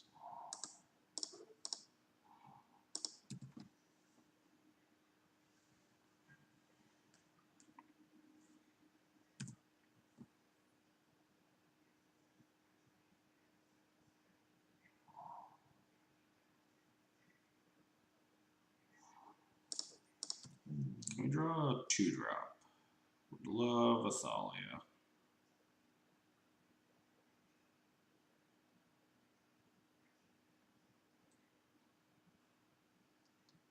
Hit me with this Thalia deck. Still don't know what the opponent's on. Grixis Control or Storm are my best guesses right now, but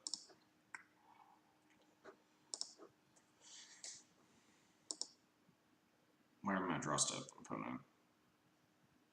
It seems kind of weird that my opponent said draw step stop.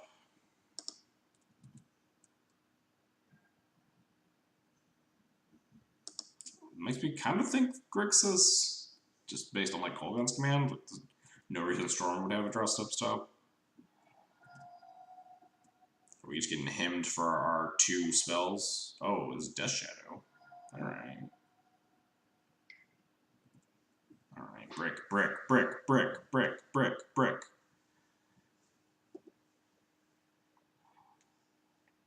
Never lucky. Never ever lucky once.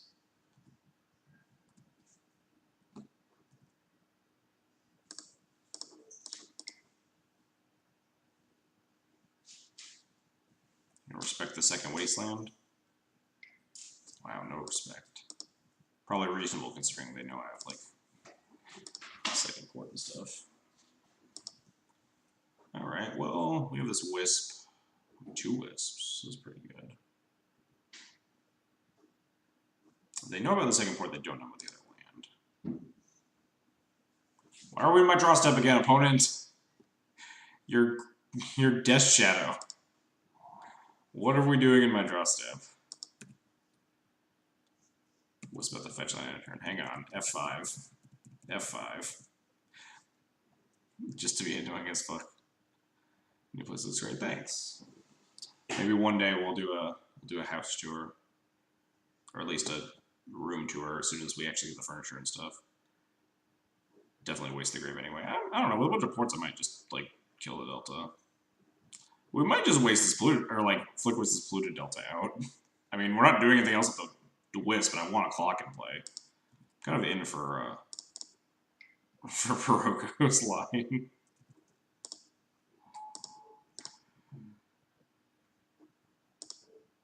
Goodbye, polluted Delta.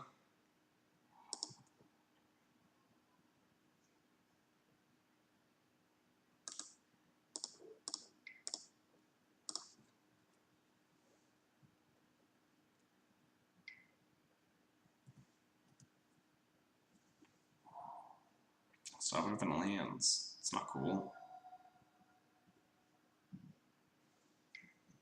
That's fine. I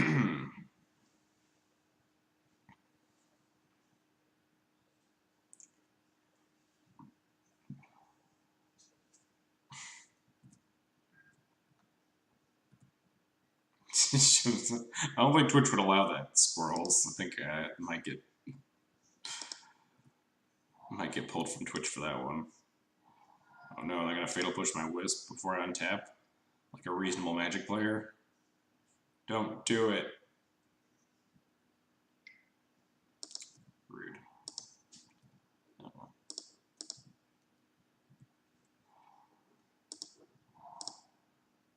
Am I just wisping out their land again and porting them a bunch? Which we forced them to do on this turn. That doesn't. What if that? We would have liked them to do it on my turn, but like We couldn't force them to do it on my turn because we were just gonna end a turn wisp anyway. Am I just gonna like port flicker? Where's the watery grave? I like vaguely want to. They're running out of actual lands, right? QC 3 graves. Do you want to give him another shock? I mean, kind of. We have a plow and a flying clock.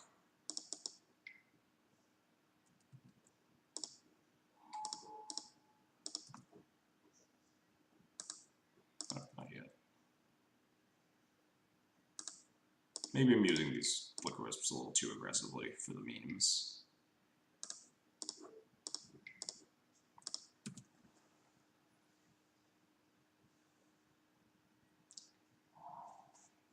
Gets Phoenix flooded out. Well, I mean, he's drawn 4 lands, so he's like already flooded out. No shock. We're flooded out. Jeez.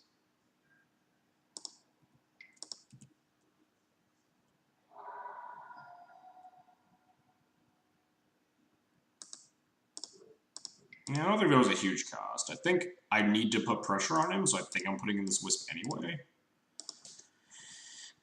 There's a chance he like taps out and we can untap. Don't wasteland me. Wasteland vulnerability is in like we could have like protected the port from a wasteland or something, I suppose, but I don't really know how much I care about that. Oh, that's mean. I care about that.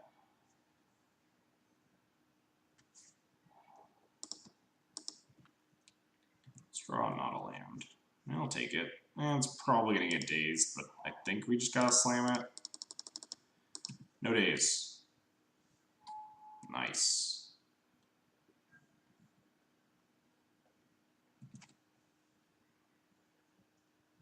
Opponent will run out of removal eventually. Well, rip plow. Now they might just fucking death shadow me. Yeah. Plow? Plow off the top one time. I'll take a flyer off the top as well.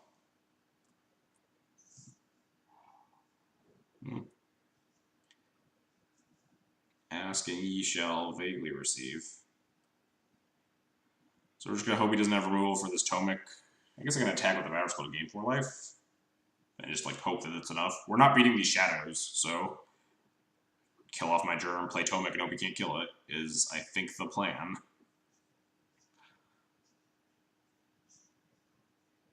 Do not attack. Oh, it goes to 1. I get 4, but take 24, which is exactly lethal. It's a good call. By all technicality, that is in fact what I asked for. Indeed, I did ask for a flyer, so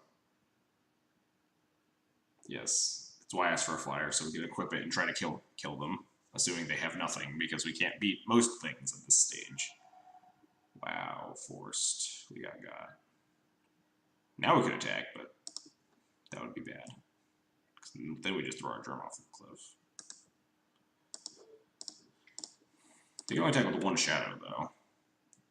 He had the daze and just let it go. Maybe they drew the daze last turn and like didn't have the other blue card for the force for the Batter Skull?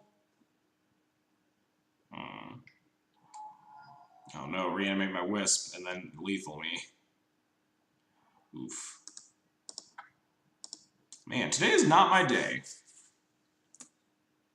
Really just kind of been getting the business from everybody. That's life. Happens to the best of us for sure. Alright. Should have first gut shot. Oh man, main deck gut shot. Just get him. I was working Chalice on the play last I recall. This looks pretty reasonable. You got my business chair. So how's Tomic so far? Been almost completely irrelevant, but also been like not that much worse than this. It was noticeably worse than Saravenger against in the mirror. It had some Krakus upside, but also just got like stonewalled by a Saravenger really badly. Other than that, like we played the mirror twice, and then it was exactly the same as Saravenger there. So.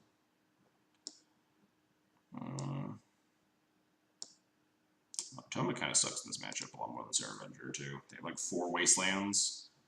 It does have some Caracas synergy, which is moderately relevant. Carnan seems kind of good to me. Yeah, it doesn't make things that are big enough. This isn't a grind matchup as much as you may or may not expect. I'm just kind of bored out X1s at mostly random there. I could see like cutting all the moms and leaving in 3 Thalias, because Thalia's pretty reasonable in the play. You can't be Wasteland with Potomac play. Yeah, that is the one meaningful bit of the text box for this matchup. Let's not have that hand. This hand also sucks ass.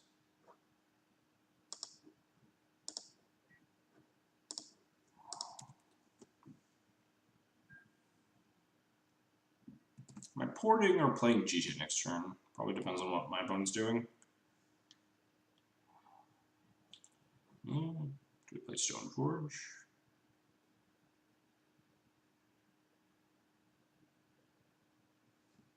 Let's Jailer. Reasonable cover, mostly this just to get to say Palace Jailer. That's fair, honestly. No, Palace Jailer is pretty great in this matchup because they're very threat light. And if you just like actually get to Jailer one of the things, you can put them like pretty far behind. Do I walk Stoneforge into a Daze, I guess is the next question that we drew it. We're probably gonna have to walk into a Daze eventually. So I think the upside's pretty high. Thanks the Cycle Wraith, sure. If it resolved, ooh, getting forced, nice. I wasn't actually sure what I was gonna tutor if this resolved. They do have Delvers, notably. They decided not to play it on turn 1. Were they just that scared of the turn 2s? That they were like, I need to keep my only blue card in hand to pitch to this Force of Will? It was kind of unusual. Or maybe they cycled into the Delver. And just decided it was the worst card in their hand at that point. Realized that as I was typing against the postscript.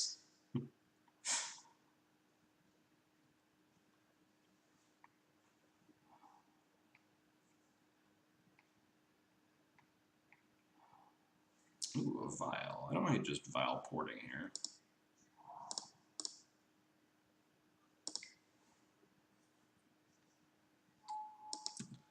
My only other option is like Vial cast GT. I think trying to tax them on their mana is probably more relevant considering we're nowhere near doing anything.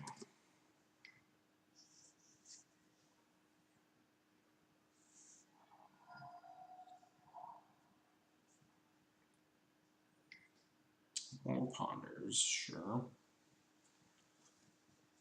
Alright, kinda sucks.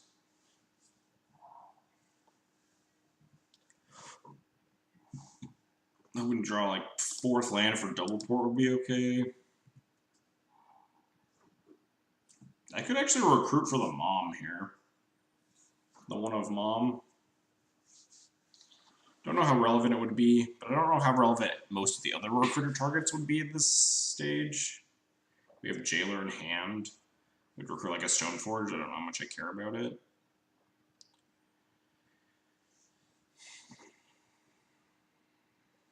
Could get like a Revoker if we need to be like a Lily Last Hope, which could pretty easily be in their hand. But we can't necessarily stop that with just a port.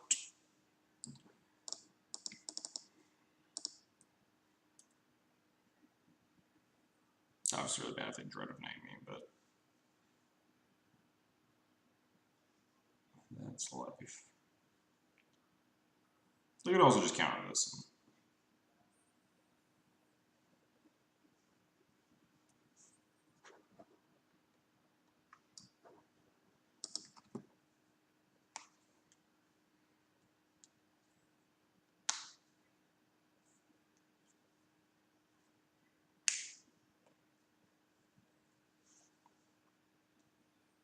Don't really know what we're waiting for. Is the league going pretty terribly, Loads of Socks. Just not running too well today. Played the mirror twice, but actually some like non-shitty mirror games. So. No, but we did lose them both. We're like 0-2 right now and down a game versus Death Shadow, so Just drawing the short end of the stick today. Yeah, but it's a ton of land here. And Lily Last Hope, yep. So at least Mom stalls a Last Hope activation.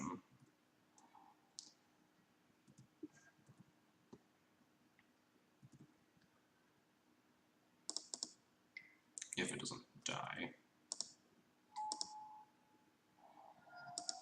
You go 2-2, I have an 0-3 league. Oh, cute to play you. Oh, Dark Blast and Lily Last Hope? That's rough. Gonna get fucking hoisted by that, that's for sure. Wasteland, double ports, we're just gonna get buried by this Lily. We could stall it with the Wisp, but then you can kill like Palace Jailer because this Dark Blast. It's gonna get a little finicky here. I think I need to cast this GTA. I need to find some way to like end step, get a Jailer in, or get something in, and then like connect with GTA to protect it from Dark Blast Lily. I guess GTA doesn't actually protect one toughness things from Lily, but it does protect Jailer from Dark Blast. So I guess this is the new plan.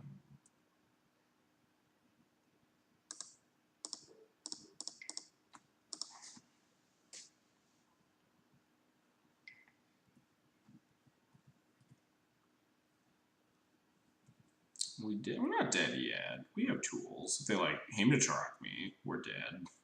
Or even probably just like Thoughtseize me.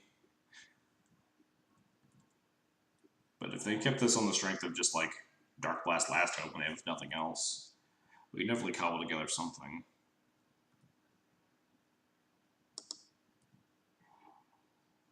I feel way better about choking away. Would have been a 3-2 league last night. Oh yeah. Alright. So we have Thalia and Wisp. So we could, in response to the ping on the Thalia, Wisp it, and we have 2 1-toughness things we untap and also can have Jailer. I don't think Mana Denial is really in the cards, so. What do you think of Blackblade? I think Blackblade kind of sucks. I know the 7th place list in the challenge had 3 Blackblades, but I'm still unconvinced that it is anything useful. Like, there are still 57 other good Death and Taxes cards in that list. I would love to talk to the person that made top 8 and get their opinion on how they felt Blackblade did.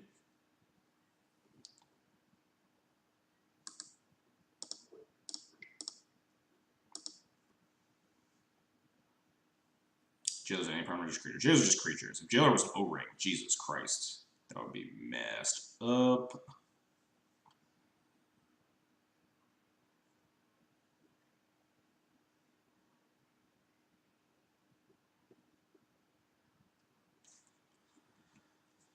All right.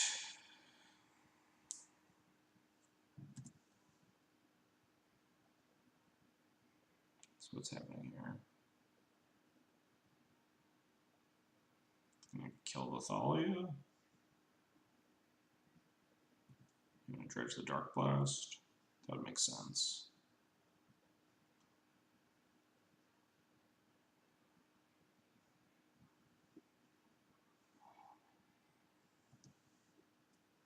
Captain Stubborn Tiles. Alright, so I think I have to save this, and then I get to Dark Blast the Wisp. This thing ults at 7, so I still get 1 more turn to try to kill it. Maybe I wasn't supposed to do this, because if they just have another removal spell, we just get hosed.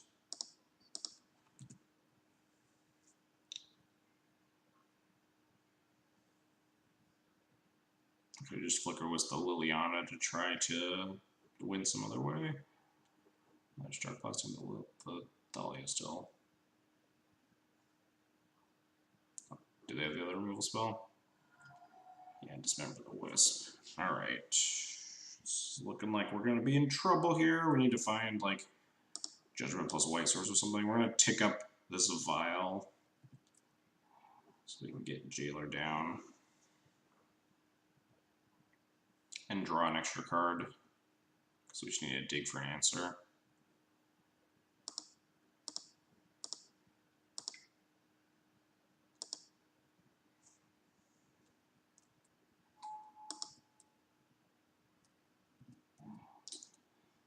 Sword if we draw a land. There's a chance you could like play and equip it versus Batterskull. Let's put in Jailer. Do I equip the GTA or do I port? Guess I just port. Let me draw like White Source into Council's Judgment or Wisp. Alright, well, we have...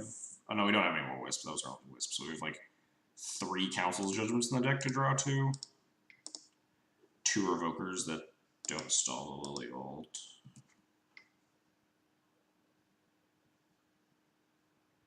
If they have the rules... Oh yeah, Snapcaster, we're just hosed, right?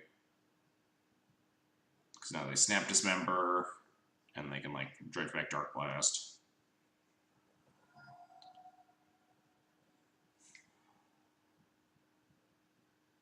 Yeah, and they can plus on the Stoneforge, Dredge back Dark Blast, kill the Stoneforge.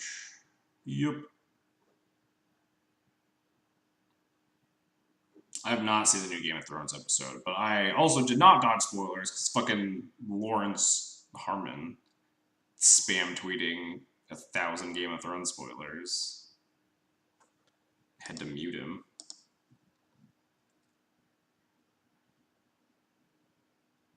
So what are we drawing here? Like exactly... Hey, the Council's Judgment.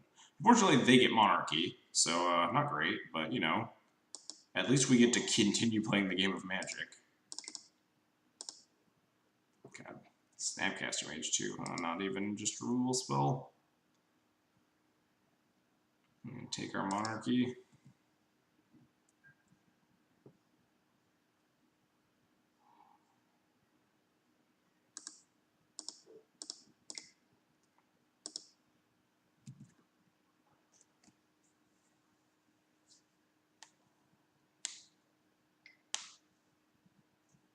Oh man, Monarch plus Dark Blast. That is some synergy.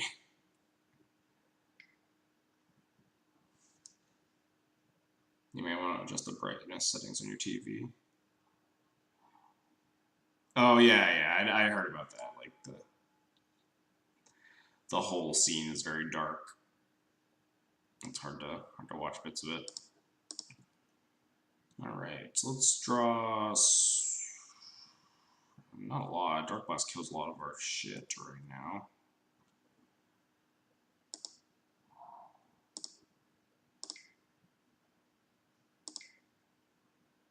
Doesn't kill a Batterskull very well.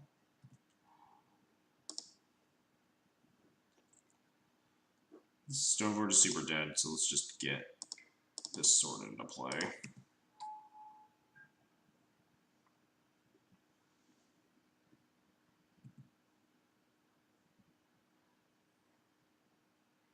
I thought it was a meme, but it was so dark. I'm gonna get the Dark Blast back. No, wow, no, not even a Dark Blast? Just gonna attack me. Be happy if they didn't kill my Stoneforge, but...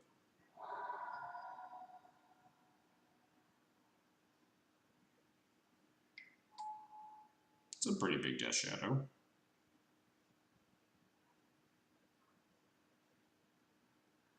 It is fairly hefty.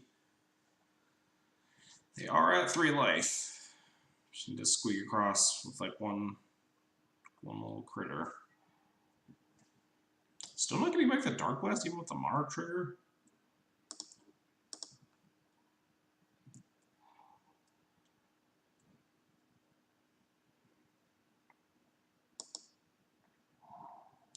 So we have 4, 5, 6, 7 mana. We actually just take a bunch of damage, especially since we have Batterskull going.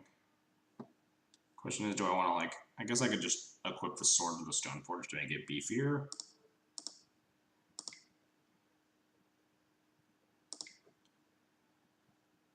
Make it so that it doesn't die to stuff like Dark Blast. And then I'll just pass the turn.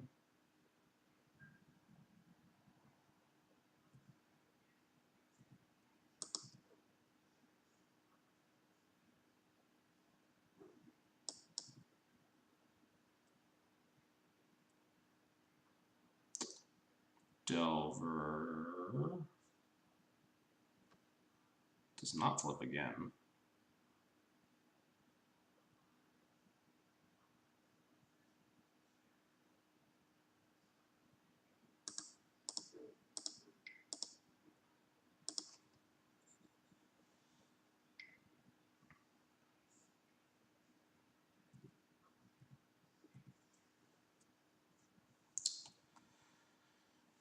We're still marginally alive here.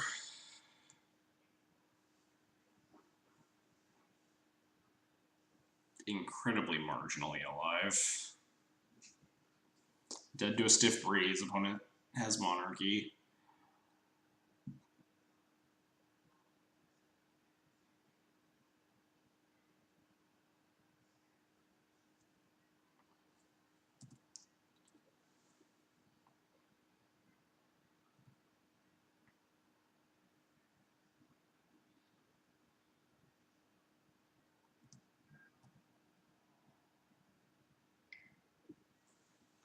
Interesting. So I guess they have a way to stop the sword connect.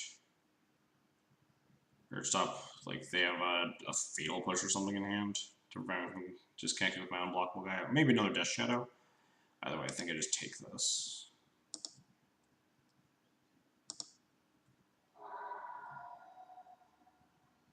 Not too terrible. Just mostly bone. Yeah, that's a good sum up of what's going on right now. We can draw like a plow. Just get him.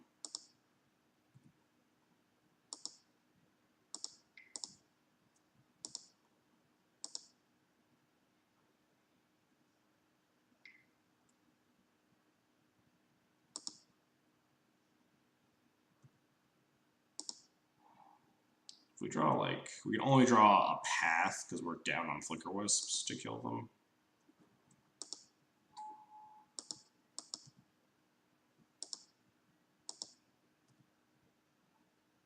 But their defenses are pretty low, but not quite low enough.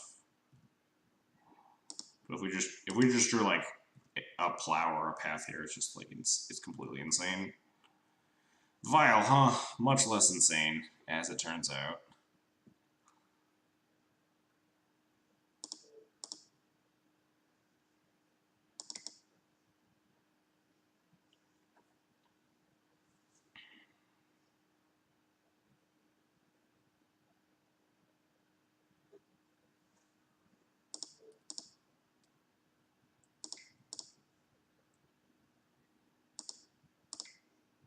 Well, if they have any removal spell, we're just dead.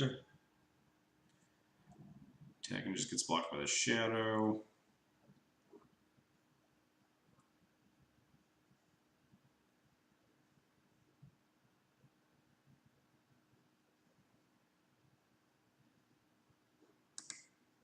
I'm gonna brainstorm here, sure.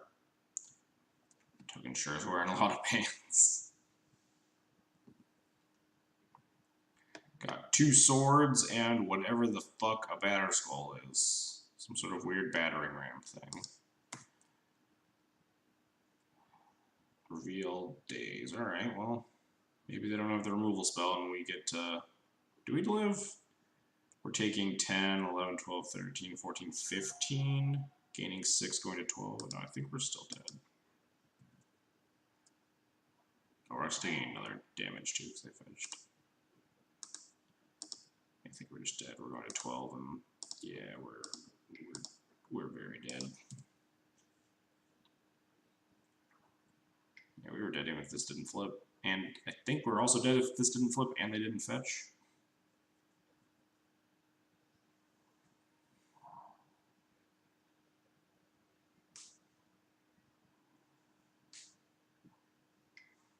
They found the line. Wait, we're not running Mirror Crusader? Are we not running Mirror Crusader, so why not? I'm not running Mirror Crusader, mostly because, like, there aren't actually a lot of, like, black decks. Like, Mirror Crusader does, like, obviously, of course, this matchup specifically, but it's, like, this one and Grixis Control, where it has a lot of relevant text. There are a lot of bolts and plows in the meta right now, which is the big reason I was off Mirroring Crusader. Let's keep playing. It's almost midnight. Do I want to keep playing? I'll play at least one more.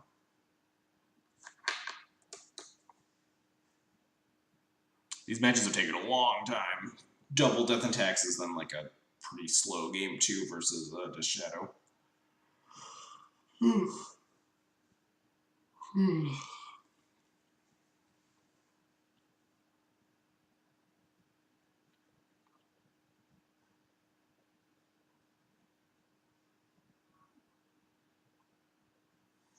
I much more appreciate these losses than like running cold like I did at the GP. Like these losses have been like pretty educational. I've definitely flubbed a lot of the plays, especially in like the Death and Taxes matches. The Death Shadow match, not so much. That was not super interesting, but just like when I played it at Niagara Falls, just like ran up like a pretty rancid matchup lottery, and like I felt like not a lot of my decisions were why I lost. It was just like who I sat down against, and sometimes the cards they drew almost actually beat elves, and like fucking got hoofed the turn before it was actually an unlosable board state. But these are the losses that I appreciate a lot more, especially like as a streamer, people can watch and learn. Like that's basically what I want to do here. I love Mirror Crusader is my main beat stick, but they're all bolts. Yeah, it's mostly like blue, red, and Grixis Delver are like the Delver decks. They're all on bolts. So Mirror Crusader isn't great against Grixis and has very little relevancy versus blue, red. Stoneblade's really popular, which doesn't care about him. Miracles obviously doesn't care. It's reasonable as like the best beat stick against combo decks because it's the best clock and it's like strong against Grixis and stuff. Is Delver falling far off the map as I think? I don't think so. Delver never falls too far off the map.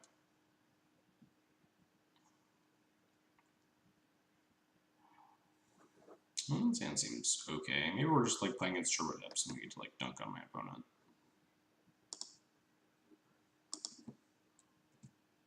So shooting F6. I'm on the draw. What do we got here? Delver. Blue Red or Grixis. Yeah, for sure. Mirror Crusader is definitely the strongest beat stick of Death and Taxes options. How's Tomek been? Played. This is the 4th game. Wow, 4th pitch true name. I'll take that deal. He's been bad Sarah Avenger for the only game he was actually any sort of relevant.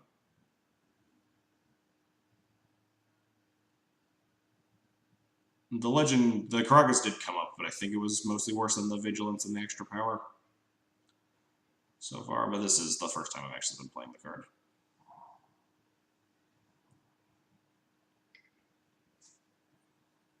I think I'm gonna just plow this Delver and then play my second file.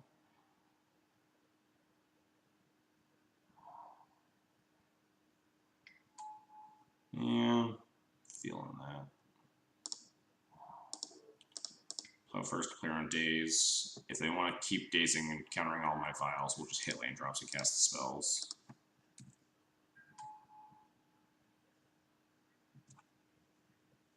I assume these Delvers are flipping because they ponder. Wait, did they shuffle on the ponder? I guess so, because it didn't flip. Cast ponder. Oh, no. Cast ponder. Choose. Oh, they did shuffle. Okay. I wasn't actually paying any attention.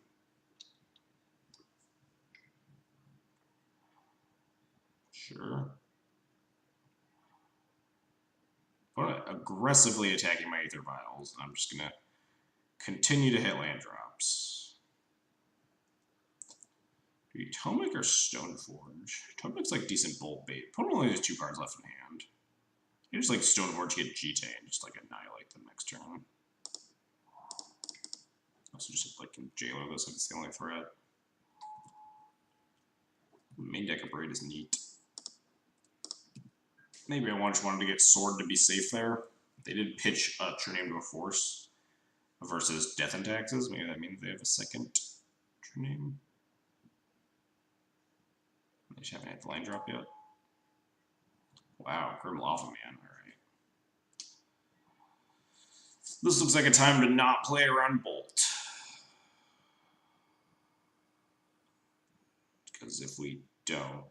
Tomek actually looks decent in the face of that. I think we're just going to slam GTA and hope that my opponent doesn't have Bolt. So if I just grab Skull and put... that'd be a pretty valid line as well. Has Tomek been this far? Just put it in the title at this point. This is the fourth match and he's been pretty irrelevant. Feels like a decent make him have it moment. Yeah, so if I cast the Stoneforge, it's about the same versus Bolt, right? Because if I cast Stoneforge, they bolt my non-summoning Stoneforge in response. I get a little bit more value because I'd play land, then cast the Stoneforge. Then if they bolt it, I could at least put it in the GTA. As relevant as Avenger or worse. It's mostly been bad Avenger when it's mattered. Like, there was legendary, like, silliness with Caracas, but I think it was mostly worse than Vigilance and the extra power versus the Mirror. Cast Stoneforge plays around Pierce. It's also notable. Jailer, if you fear Pierce, but not Daze. Jailer's, I think, really bad, because, like, I'm really priced into Jailer with this Lavamancer or something.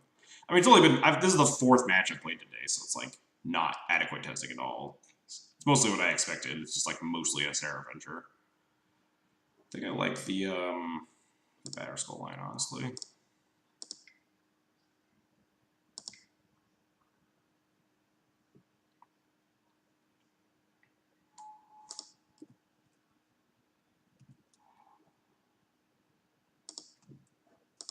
Batterskull's unboltable, so Batterskull plus GG is just like GG.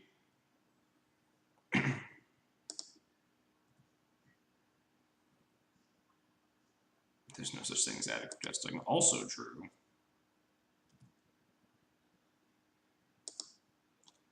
Like, it's pretty easy for them to deal with a creature if I'm trying to play around Bolt, right? Or because they just Lavamaster one thing, Bolt the other thing, and then next turn they can try to start taking back the Monarchy. And they have an active Lavamaster, and I guess the Tomek is my plan. They don't have a second Bolt. I guess we put this in right now.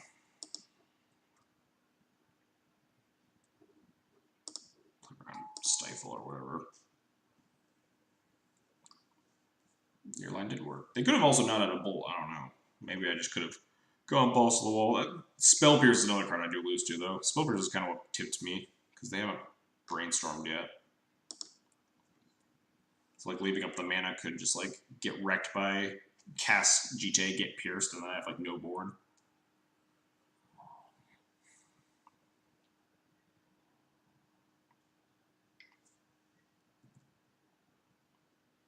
Having the bigger stick is always a good plan. That's our plan right now. Sorcery speeds activation. So we're just guaranteed to connect with this GTA. Interesting.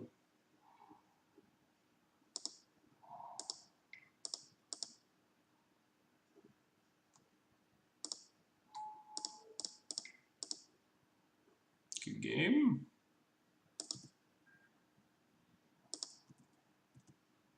They could still find like a true aim and be in it.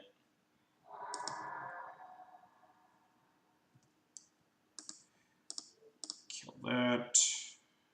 Wasteland your land, so you need a land and the true name. And then even then you need an answer for the flyer.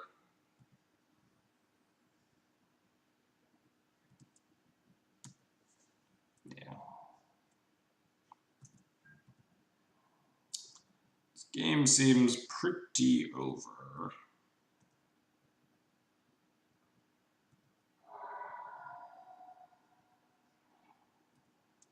Oh, it's true name time. We do have Tomek plus Caracas, so we could actually just make a flyer that's very hard for my opponent to answer. True name. Alright, fight's not over yet.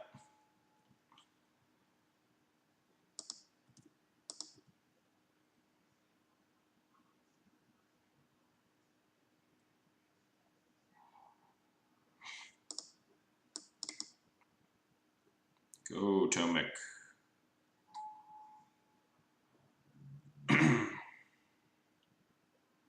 Could get enough free damage here attacking with both, right?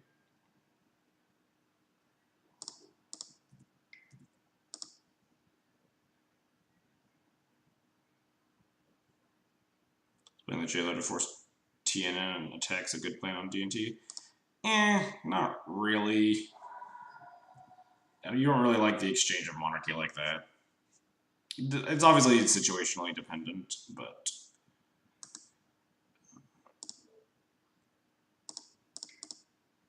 it's not really a game plan I'm particularly fond of.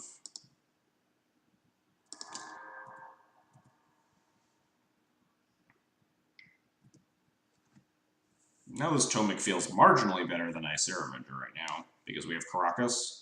It also feels worse because we have the second Tomek in hand. But it shouldn't be a second Tomek, it should be a Sarah Avenger. I'm just doing it for testing's sake.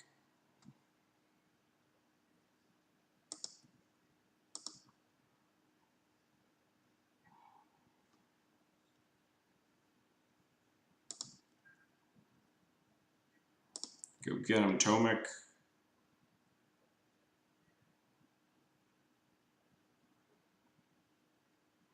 I'll take the bait. Wait, what did they do with that ponder? They shuffled. I'll take the bait. Alright, cool. The game ended. We did it. Gonna tried their best.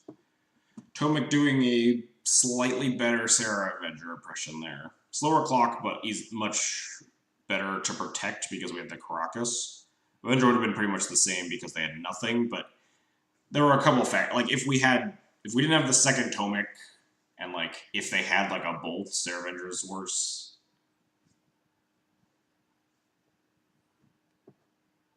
Anyway. Sideboard for Blue-Red Delver. Tomek confirmed best card, yeah. For sure. Tomek won us the game, obviously.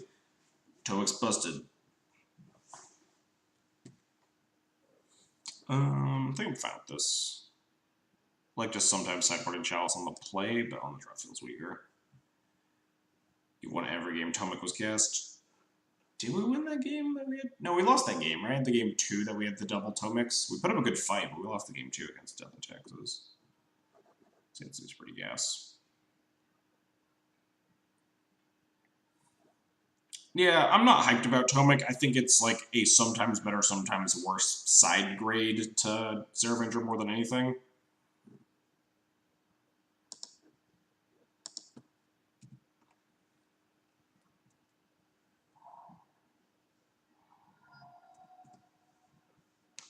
I'm playing 2 right now because I'm interested in trying it out and trying to, like, kind of feel out when it's better, when it's worse.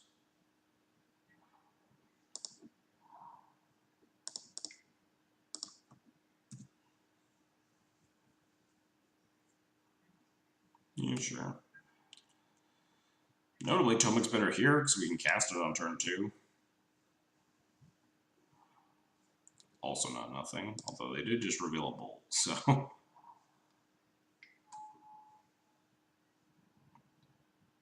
I'm tempted to just not Tomek.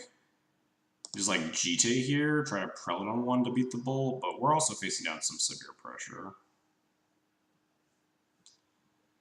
If I play the Tomek and it gets bolted and they hit me for 6, we go to 11, we play the Wisp.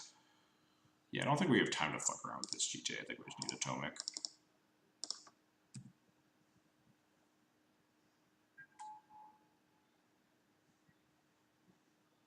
Tomek better than Sarah Avenger right here.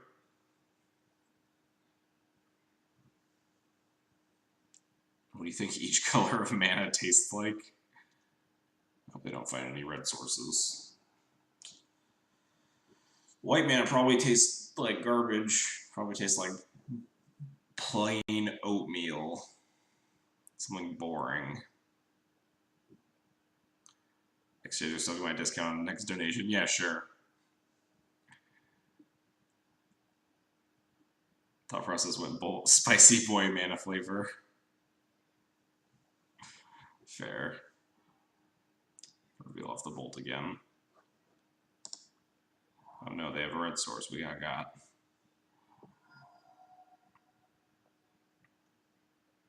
Well, I'm gonna cast a wisp, but then hope they can't answer the wisp. Is the new plan.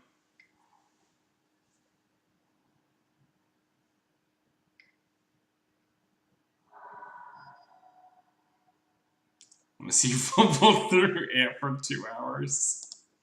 Oh boy. Ant seems like a deck I would enjoy if I played it enough.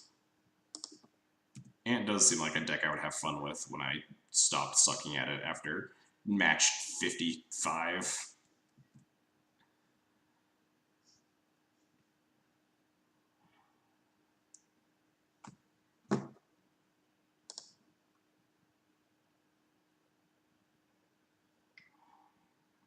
Stop.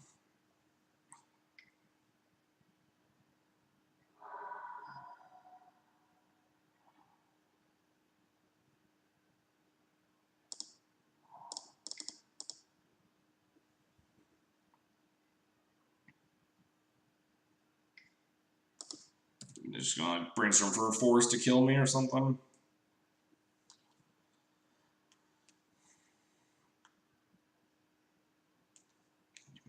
Get slaughtered on Ant. I would probably just like cast ad nauseum and just fucking die every time. Yeah, force of will. Hey, we see it as a Staticaster at least. Don't really think that affects my decisions though. Not really worth boarding in Revoker. We'll bring in some Chalices though. Wait, not Caracas. Cut. Especially with Tomek, we'll cut a Wasteland and the other recruiter.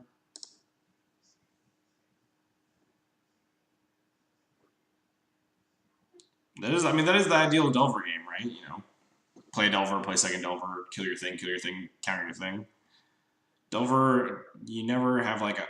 No one has like a free Delver matchup because there's like always just like the Delver draw.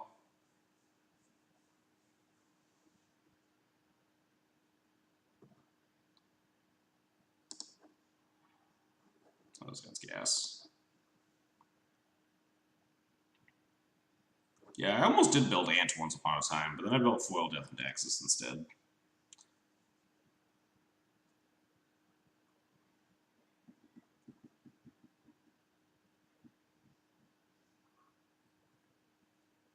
Yeah, Chalice just likes really dirtily white decks, I guess. I actually almost built Elves as my first Legacy deck. But Gaia's Cradles were very expensive and ports weren't when I was building. Oh, rip. Spell Pierce in on the draw versus Death and Taxes. Wow, opponent has no respect.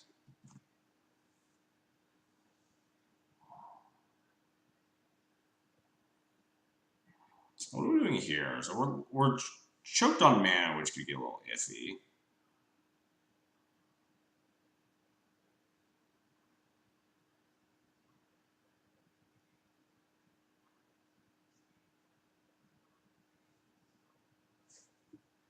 I think we're just slamming Thalia as our best plan.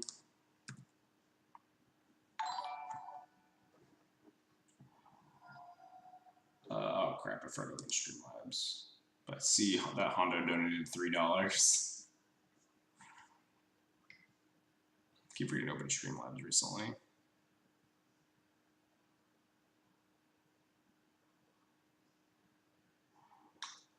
John Ryan, Sir C.G. Hamilton.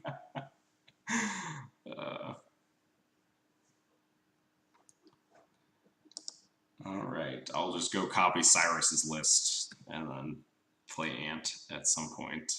After we have to do our blue-white Rebels. Oh no. Stop insulting me over having Spell Pierce after you board like 6 game-winning non-creature spells. It's absurd this way. I'm going to keep insulting Delver players for doing it, especially. I think Delver really doesn't care about it nearly as much, especially on the draw. There's like nothing to use, like Spell Pierce equipment sometimes, and like exactly Council's Judgment. We have to play Counter. Yeah, Counter Rebels is like sometime this week, probably tomorrow or the next day.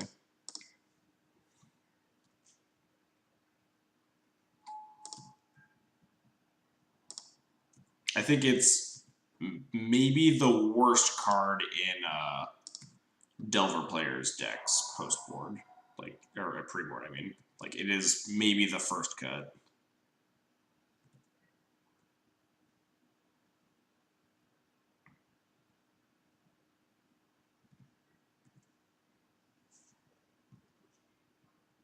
Like sometimes you have 2 chalices. I mean, doesn't Daze do the same thing that Spell Pierce does, except it costs you infinitely less mana against a turn 2 chalice?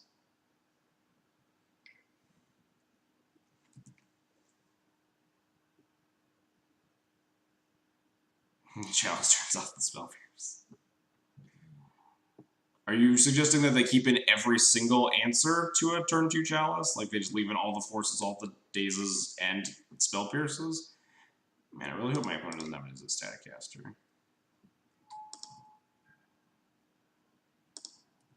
So what are they cutting?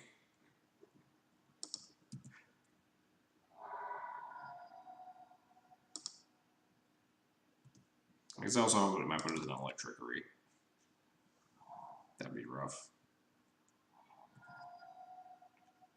Like they need to make cuts from their deck, and Spell Pierce is easily one of like 2 of the 2 or 3 worst cards in their deck.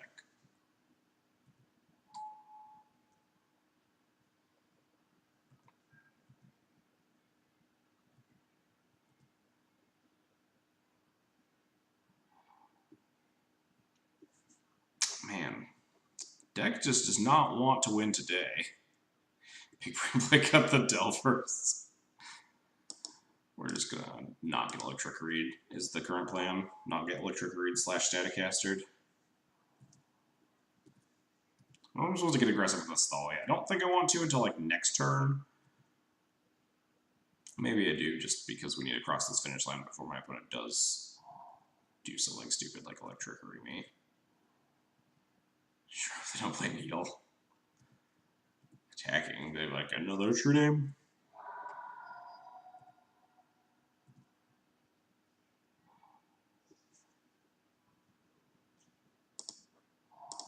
This feels like a Static Caster, but it doesn't do anything. Because we have 3 moms. I mean, it does tap like 2 of them. Oh shit, I'm an idiot. I needed to cast that stuff for free combat. Oh well. Playing the land was loose, indeed.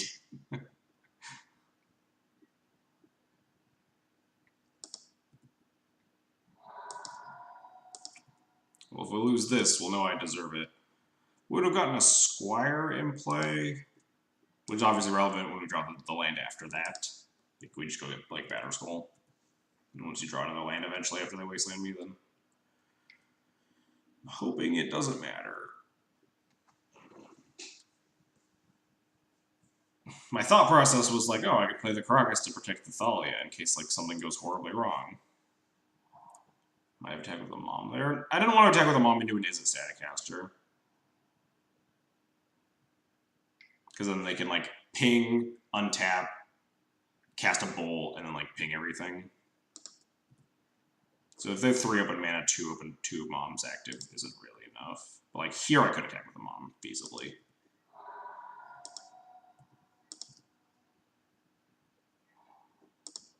Alright, we can't get wasteland this time.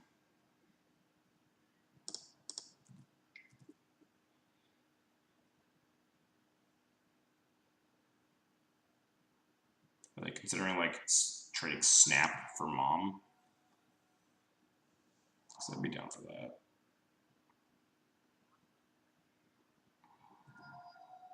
I would take that trade. Actually, would I? No, I'd probably just pro blue it. Oh no, they're just gonna fetch a bunch, sure.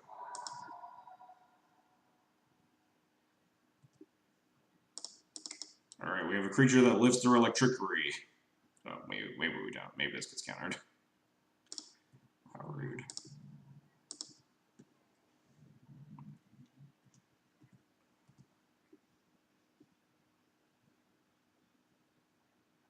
It was a weird time to fetch.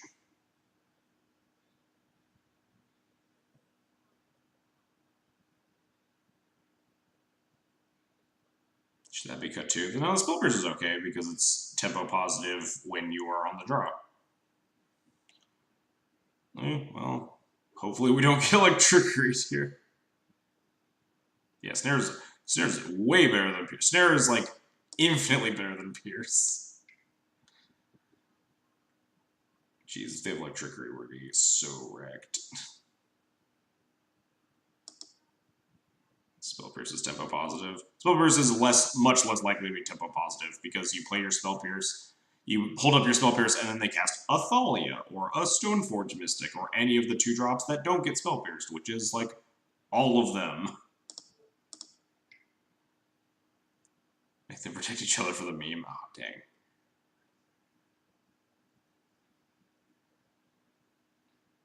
Man, do they have the Electrickery here? We about to get wrecked.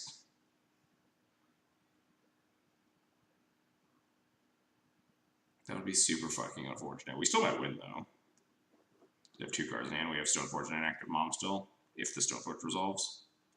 Oh yeah, they don't have the mana to kick the Electrickery. That's true.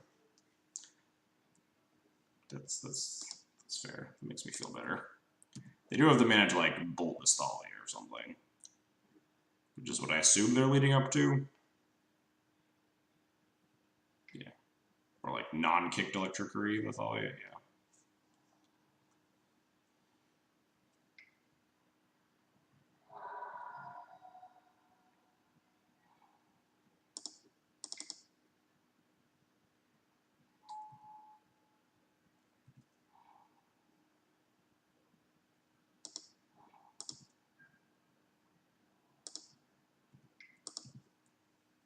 Yeah, I think we're, like, just winning this race. Opponent's been extremely aggressive with this True Name. All sideways. I don't like that plan. Against someone that has shown us it isn't Static Caster. We could get bolted out of this game feasibly. Uh-oh, now we could get bolted out of this game more than feasibly.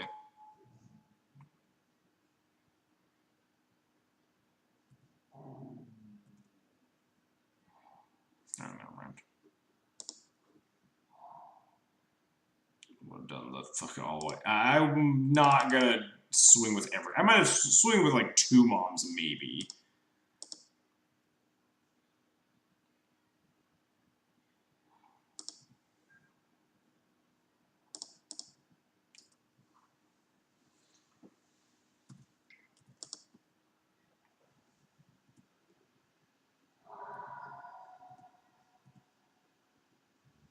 So why did you get pierced there? Never would have heard the end of it from Patrick. He's losing his mind.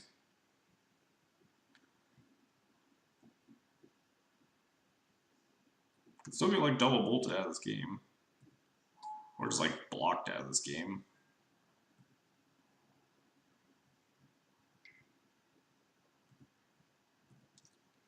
It's a single bolt that kills us now.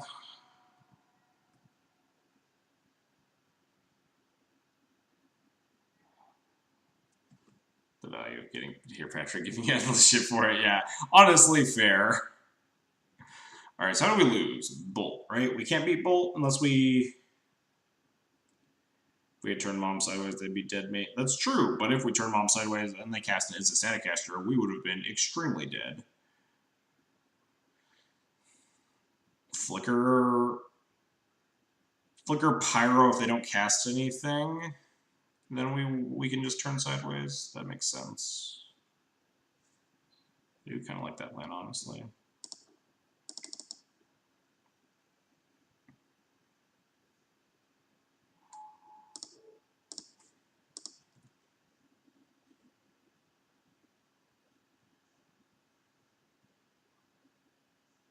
If they have a bolt, we're still dead to it, right? They just bolt me in the face, and we can't attack for lethal. No, we can't attack for lethal. We just attack with everything and hope they don't have a second spell. So this beats Bolt as only spell. Which felt like what my opponent was playing towards. A Braid, targeting the Stoneforge. That doesn't do it. We just win, right? Wait, no, we don't win. Oh shit. No, I mean we're still beating everything but Bolt though, right? We beat everything besides a burn spell. Because they braid the Stoneforge. If we protect it, we can't kill by just swinging all because they have a elemental to block with. We just can't beat a bolt. Yeah, they could have like done the same thing with an actual lightning bolt, but we can't beat Kutch.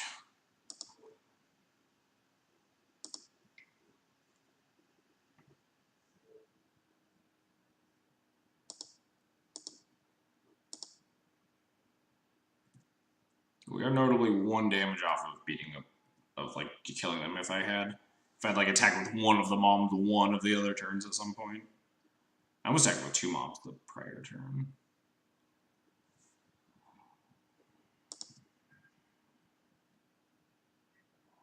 Is there a point to attacking? Putting them to 2, 1 less blocker. I think I want my moms up, right? The Wisp is just going to be lethal. They'll have 2 attackers to pressure me that I'll have to like block, so I want an extra mom up. So yeah, let's not attack.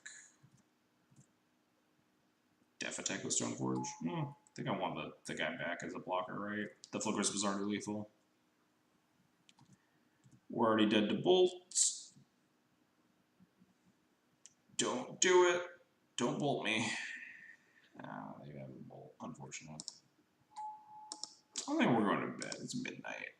We're 0-4.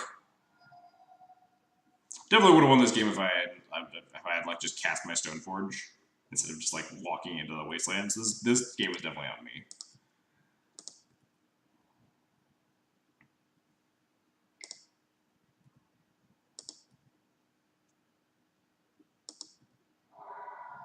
Also, didn't matter. I was going to concede to the opponent anyway.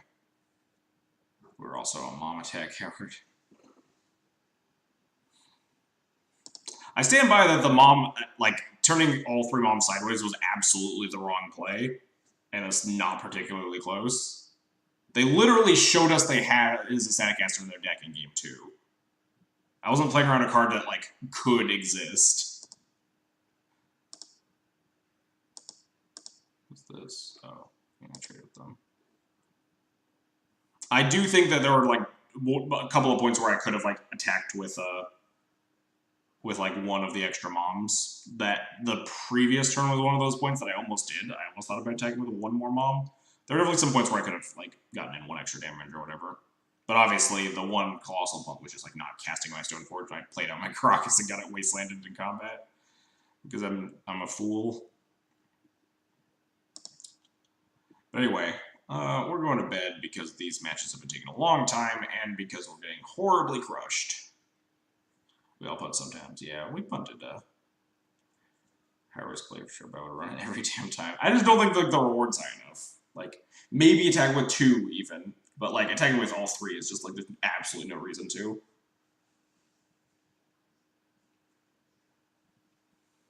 Because having at least 1 untapped means that we don't just fucking completely die to is a static caster.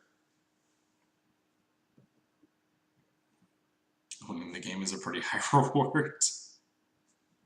But you can win the game with, like, if it was, I connect all these moms, I win. If my opponent's at 3 life or whatever, and the only card that can beat me is Static Caster, it's a different story. But the reward is them taking extra damage, which is very, very different. At least you play a deck popular enough that losing doesn't make you feel like you failed the whole tribe. Oh, that's rough. But yeah, people sometimes get stuck in a rut about like losing and stuff. It's really whatever. Like you legitimately cannot win all the time. And sometimes you just like have a real rough losing streak. We 2-3'd on Friday with Barra's list, and we got fucking 0-4 dumpstered with this. Obviously, it means Tomic's terrible. We should never play it. But really, like sometimes you just like have a cold streak. I had a really cold streak at GP Niagara Falls. Sometimes you just, and then you turn around and then you 5-0 your next league or whatever. He said it, Tomic unplayable. Please clip that and then post it everywhere. This league confirms that Tomic is complete garbage because we 0-4 with Tomic in our deck. We should never play Tomek again.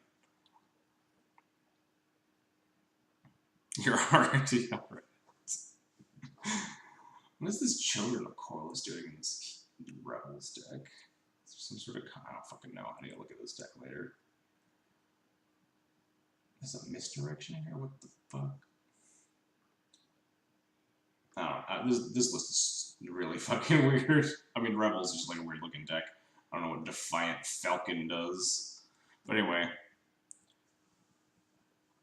Generator Marches. Yeah.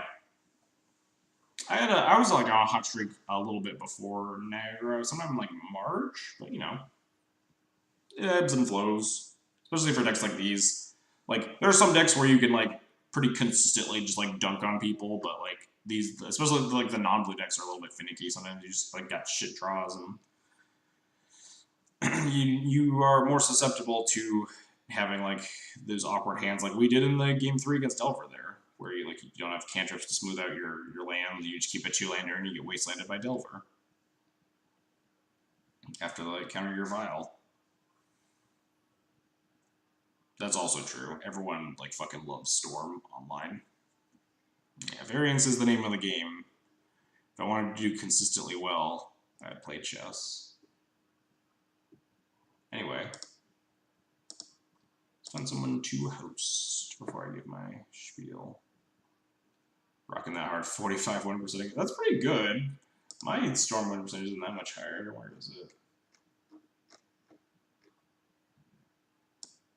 And I have 63. I thought I was in the 50s.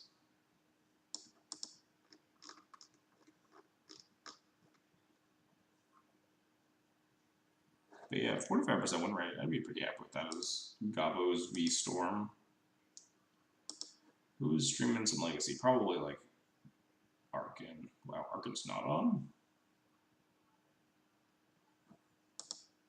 What is this stream? This just says Death, except no A. D. Oh no, it's DETH. Is that like Tendrils deck, right? Yeah. Like the Depths something Tendrils Helm or whatever. No.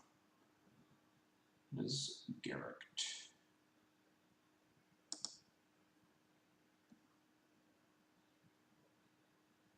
Seeing shows a lot worse. Yeah, I can imagine that.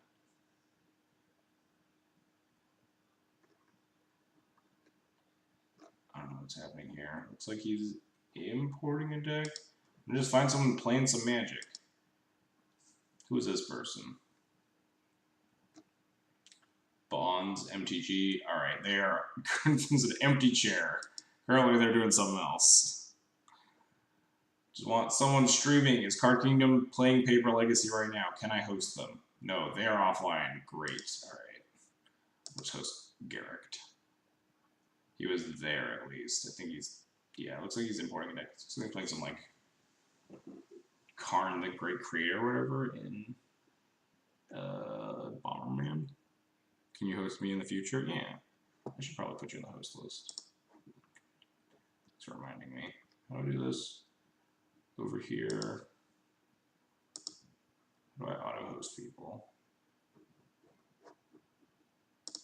I'll figure that out in a second. I'm going to do it right after I get off. I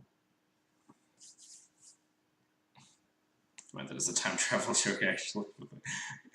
I see. But I should actually add you to auto-host. I tune in your streams sometimes, but like I don't watch too many streams nowadays just because of my schedule. But yours is like around the time where I actually like drop in sometimes. Anyway, I'm gonna host Garrick here. Thanks everyone for watching today. Hope you had a good time, even though we got wrecked a bunch and I played pretty poorly today. Sometimes you're just not on your A game. I'll try to rally it back. And by that I mean we're probably just playing like Rebels tomorrow, just kind of some nonsense silliness. But we'll be back on the wagon, trying out Tomek some more. Anyway, if you want to support the channel some more, you can always follow, subscribe, or donate. As always, follows are totally free, help you know when I'm going live. Subscriptions get you a sweet Thalia emote. And donations, I do donation deck lists like we're doing tomorrow. And apparently also are doing Ant sometime in the future. Rebels, fuck yeah. Alright, catch you later, squirrels. Anyway, that will be it for us today. Have a good start of the week now. It's Monday. Catch you guys all later.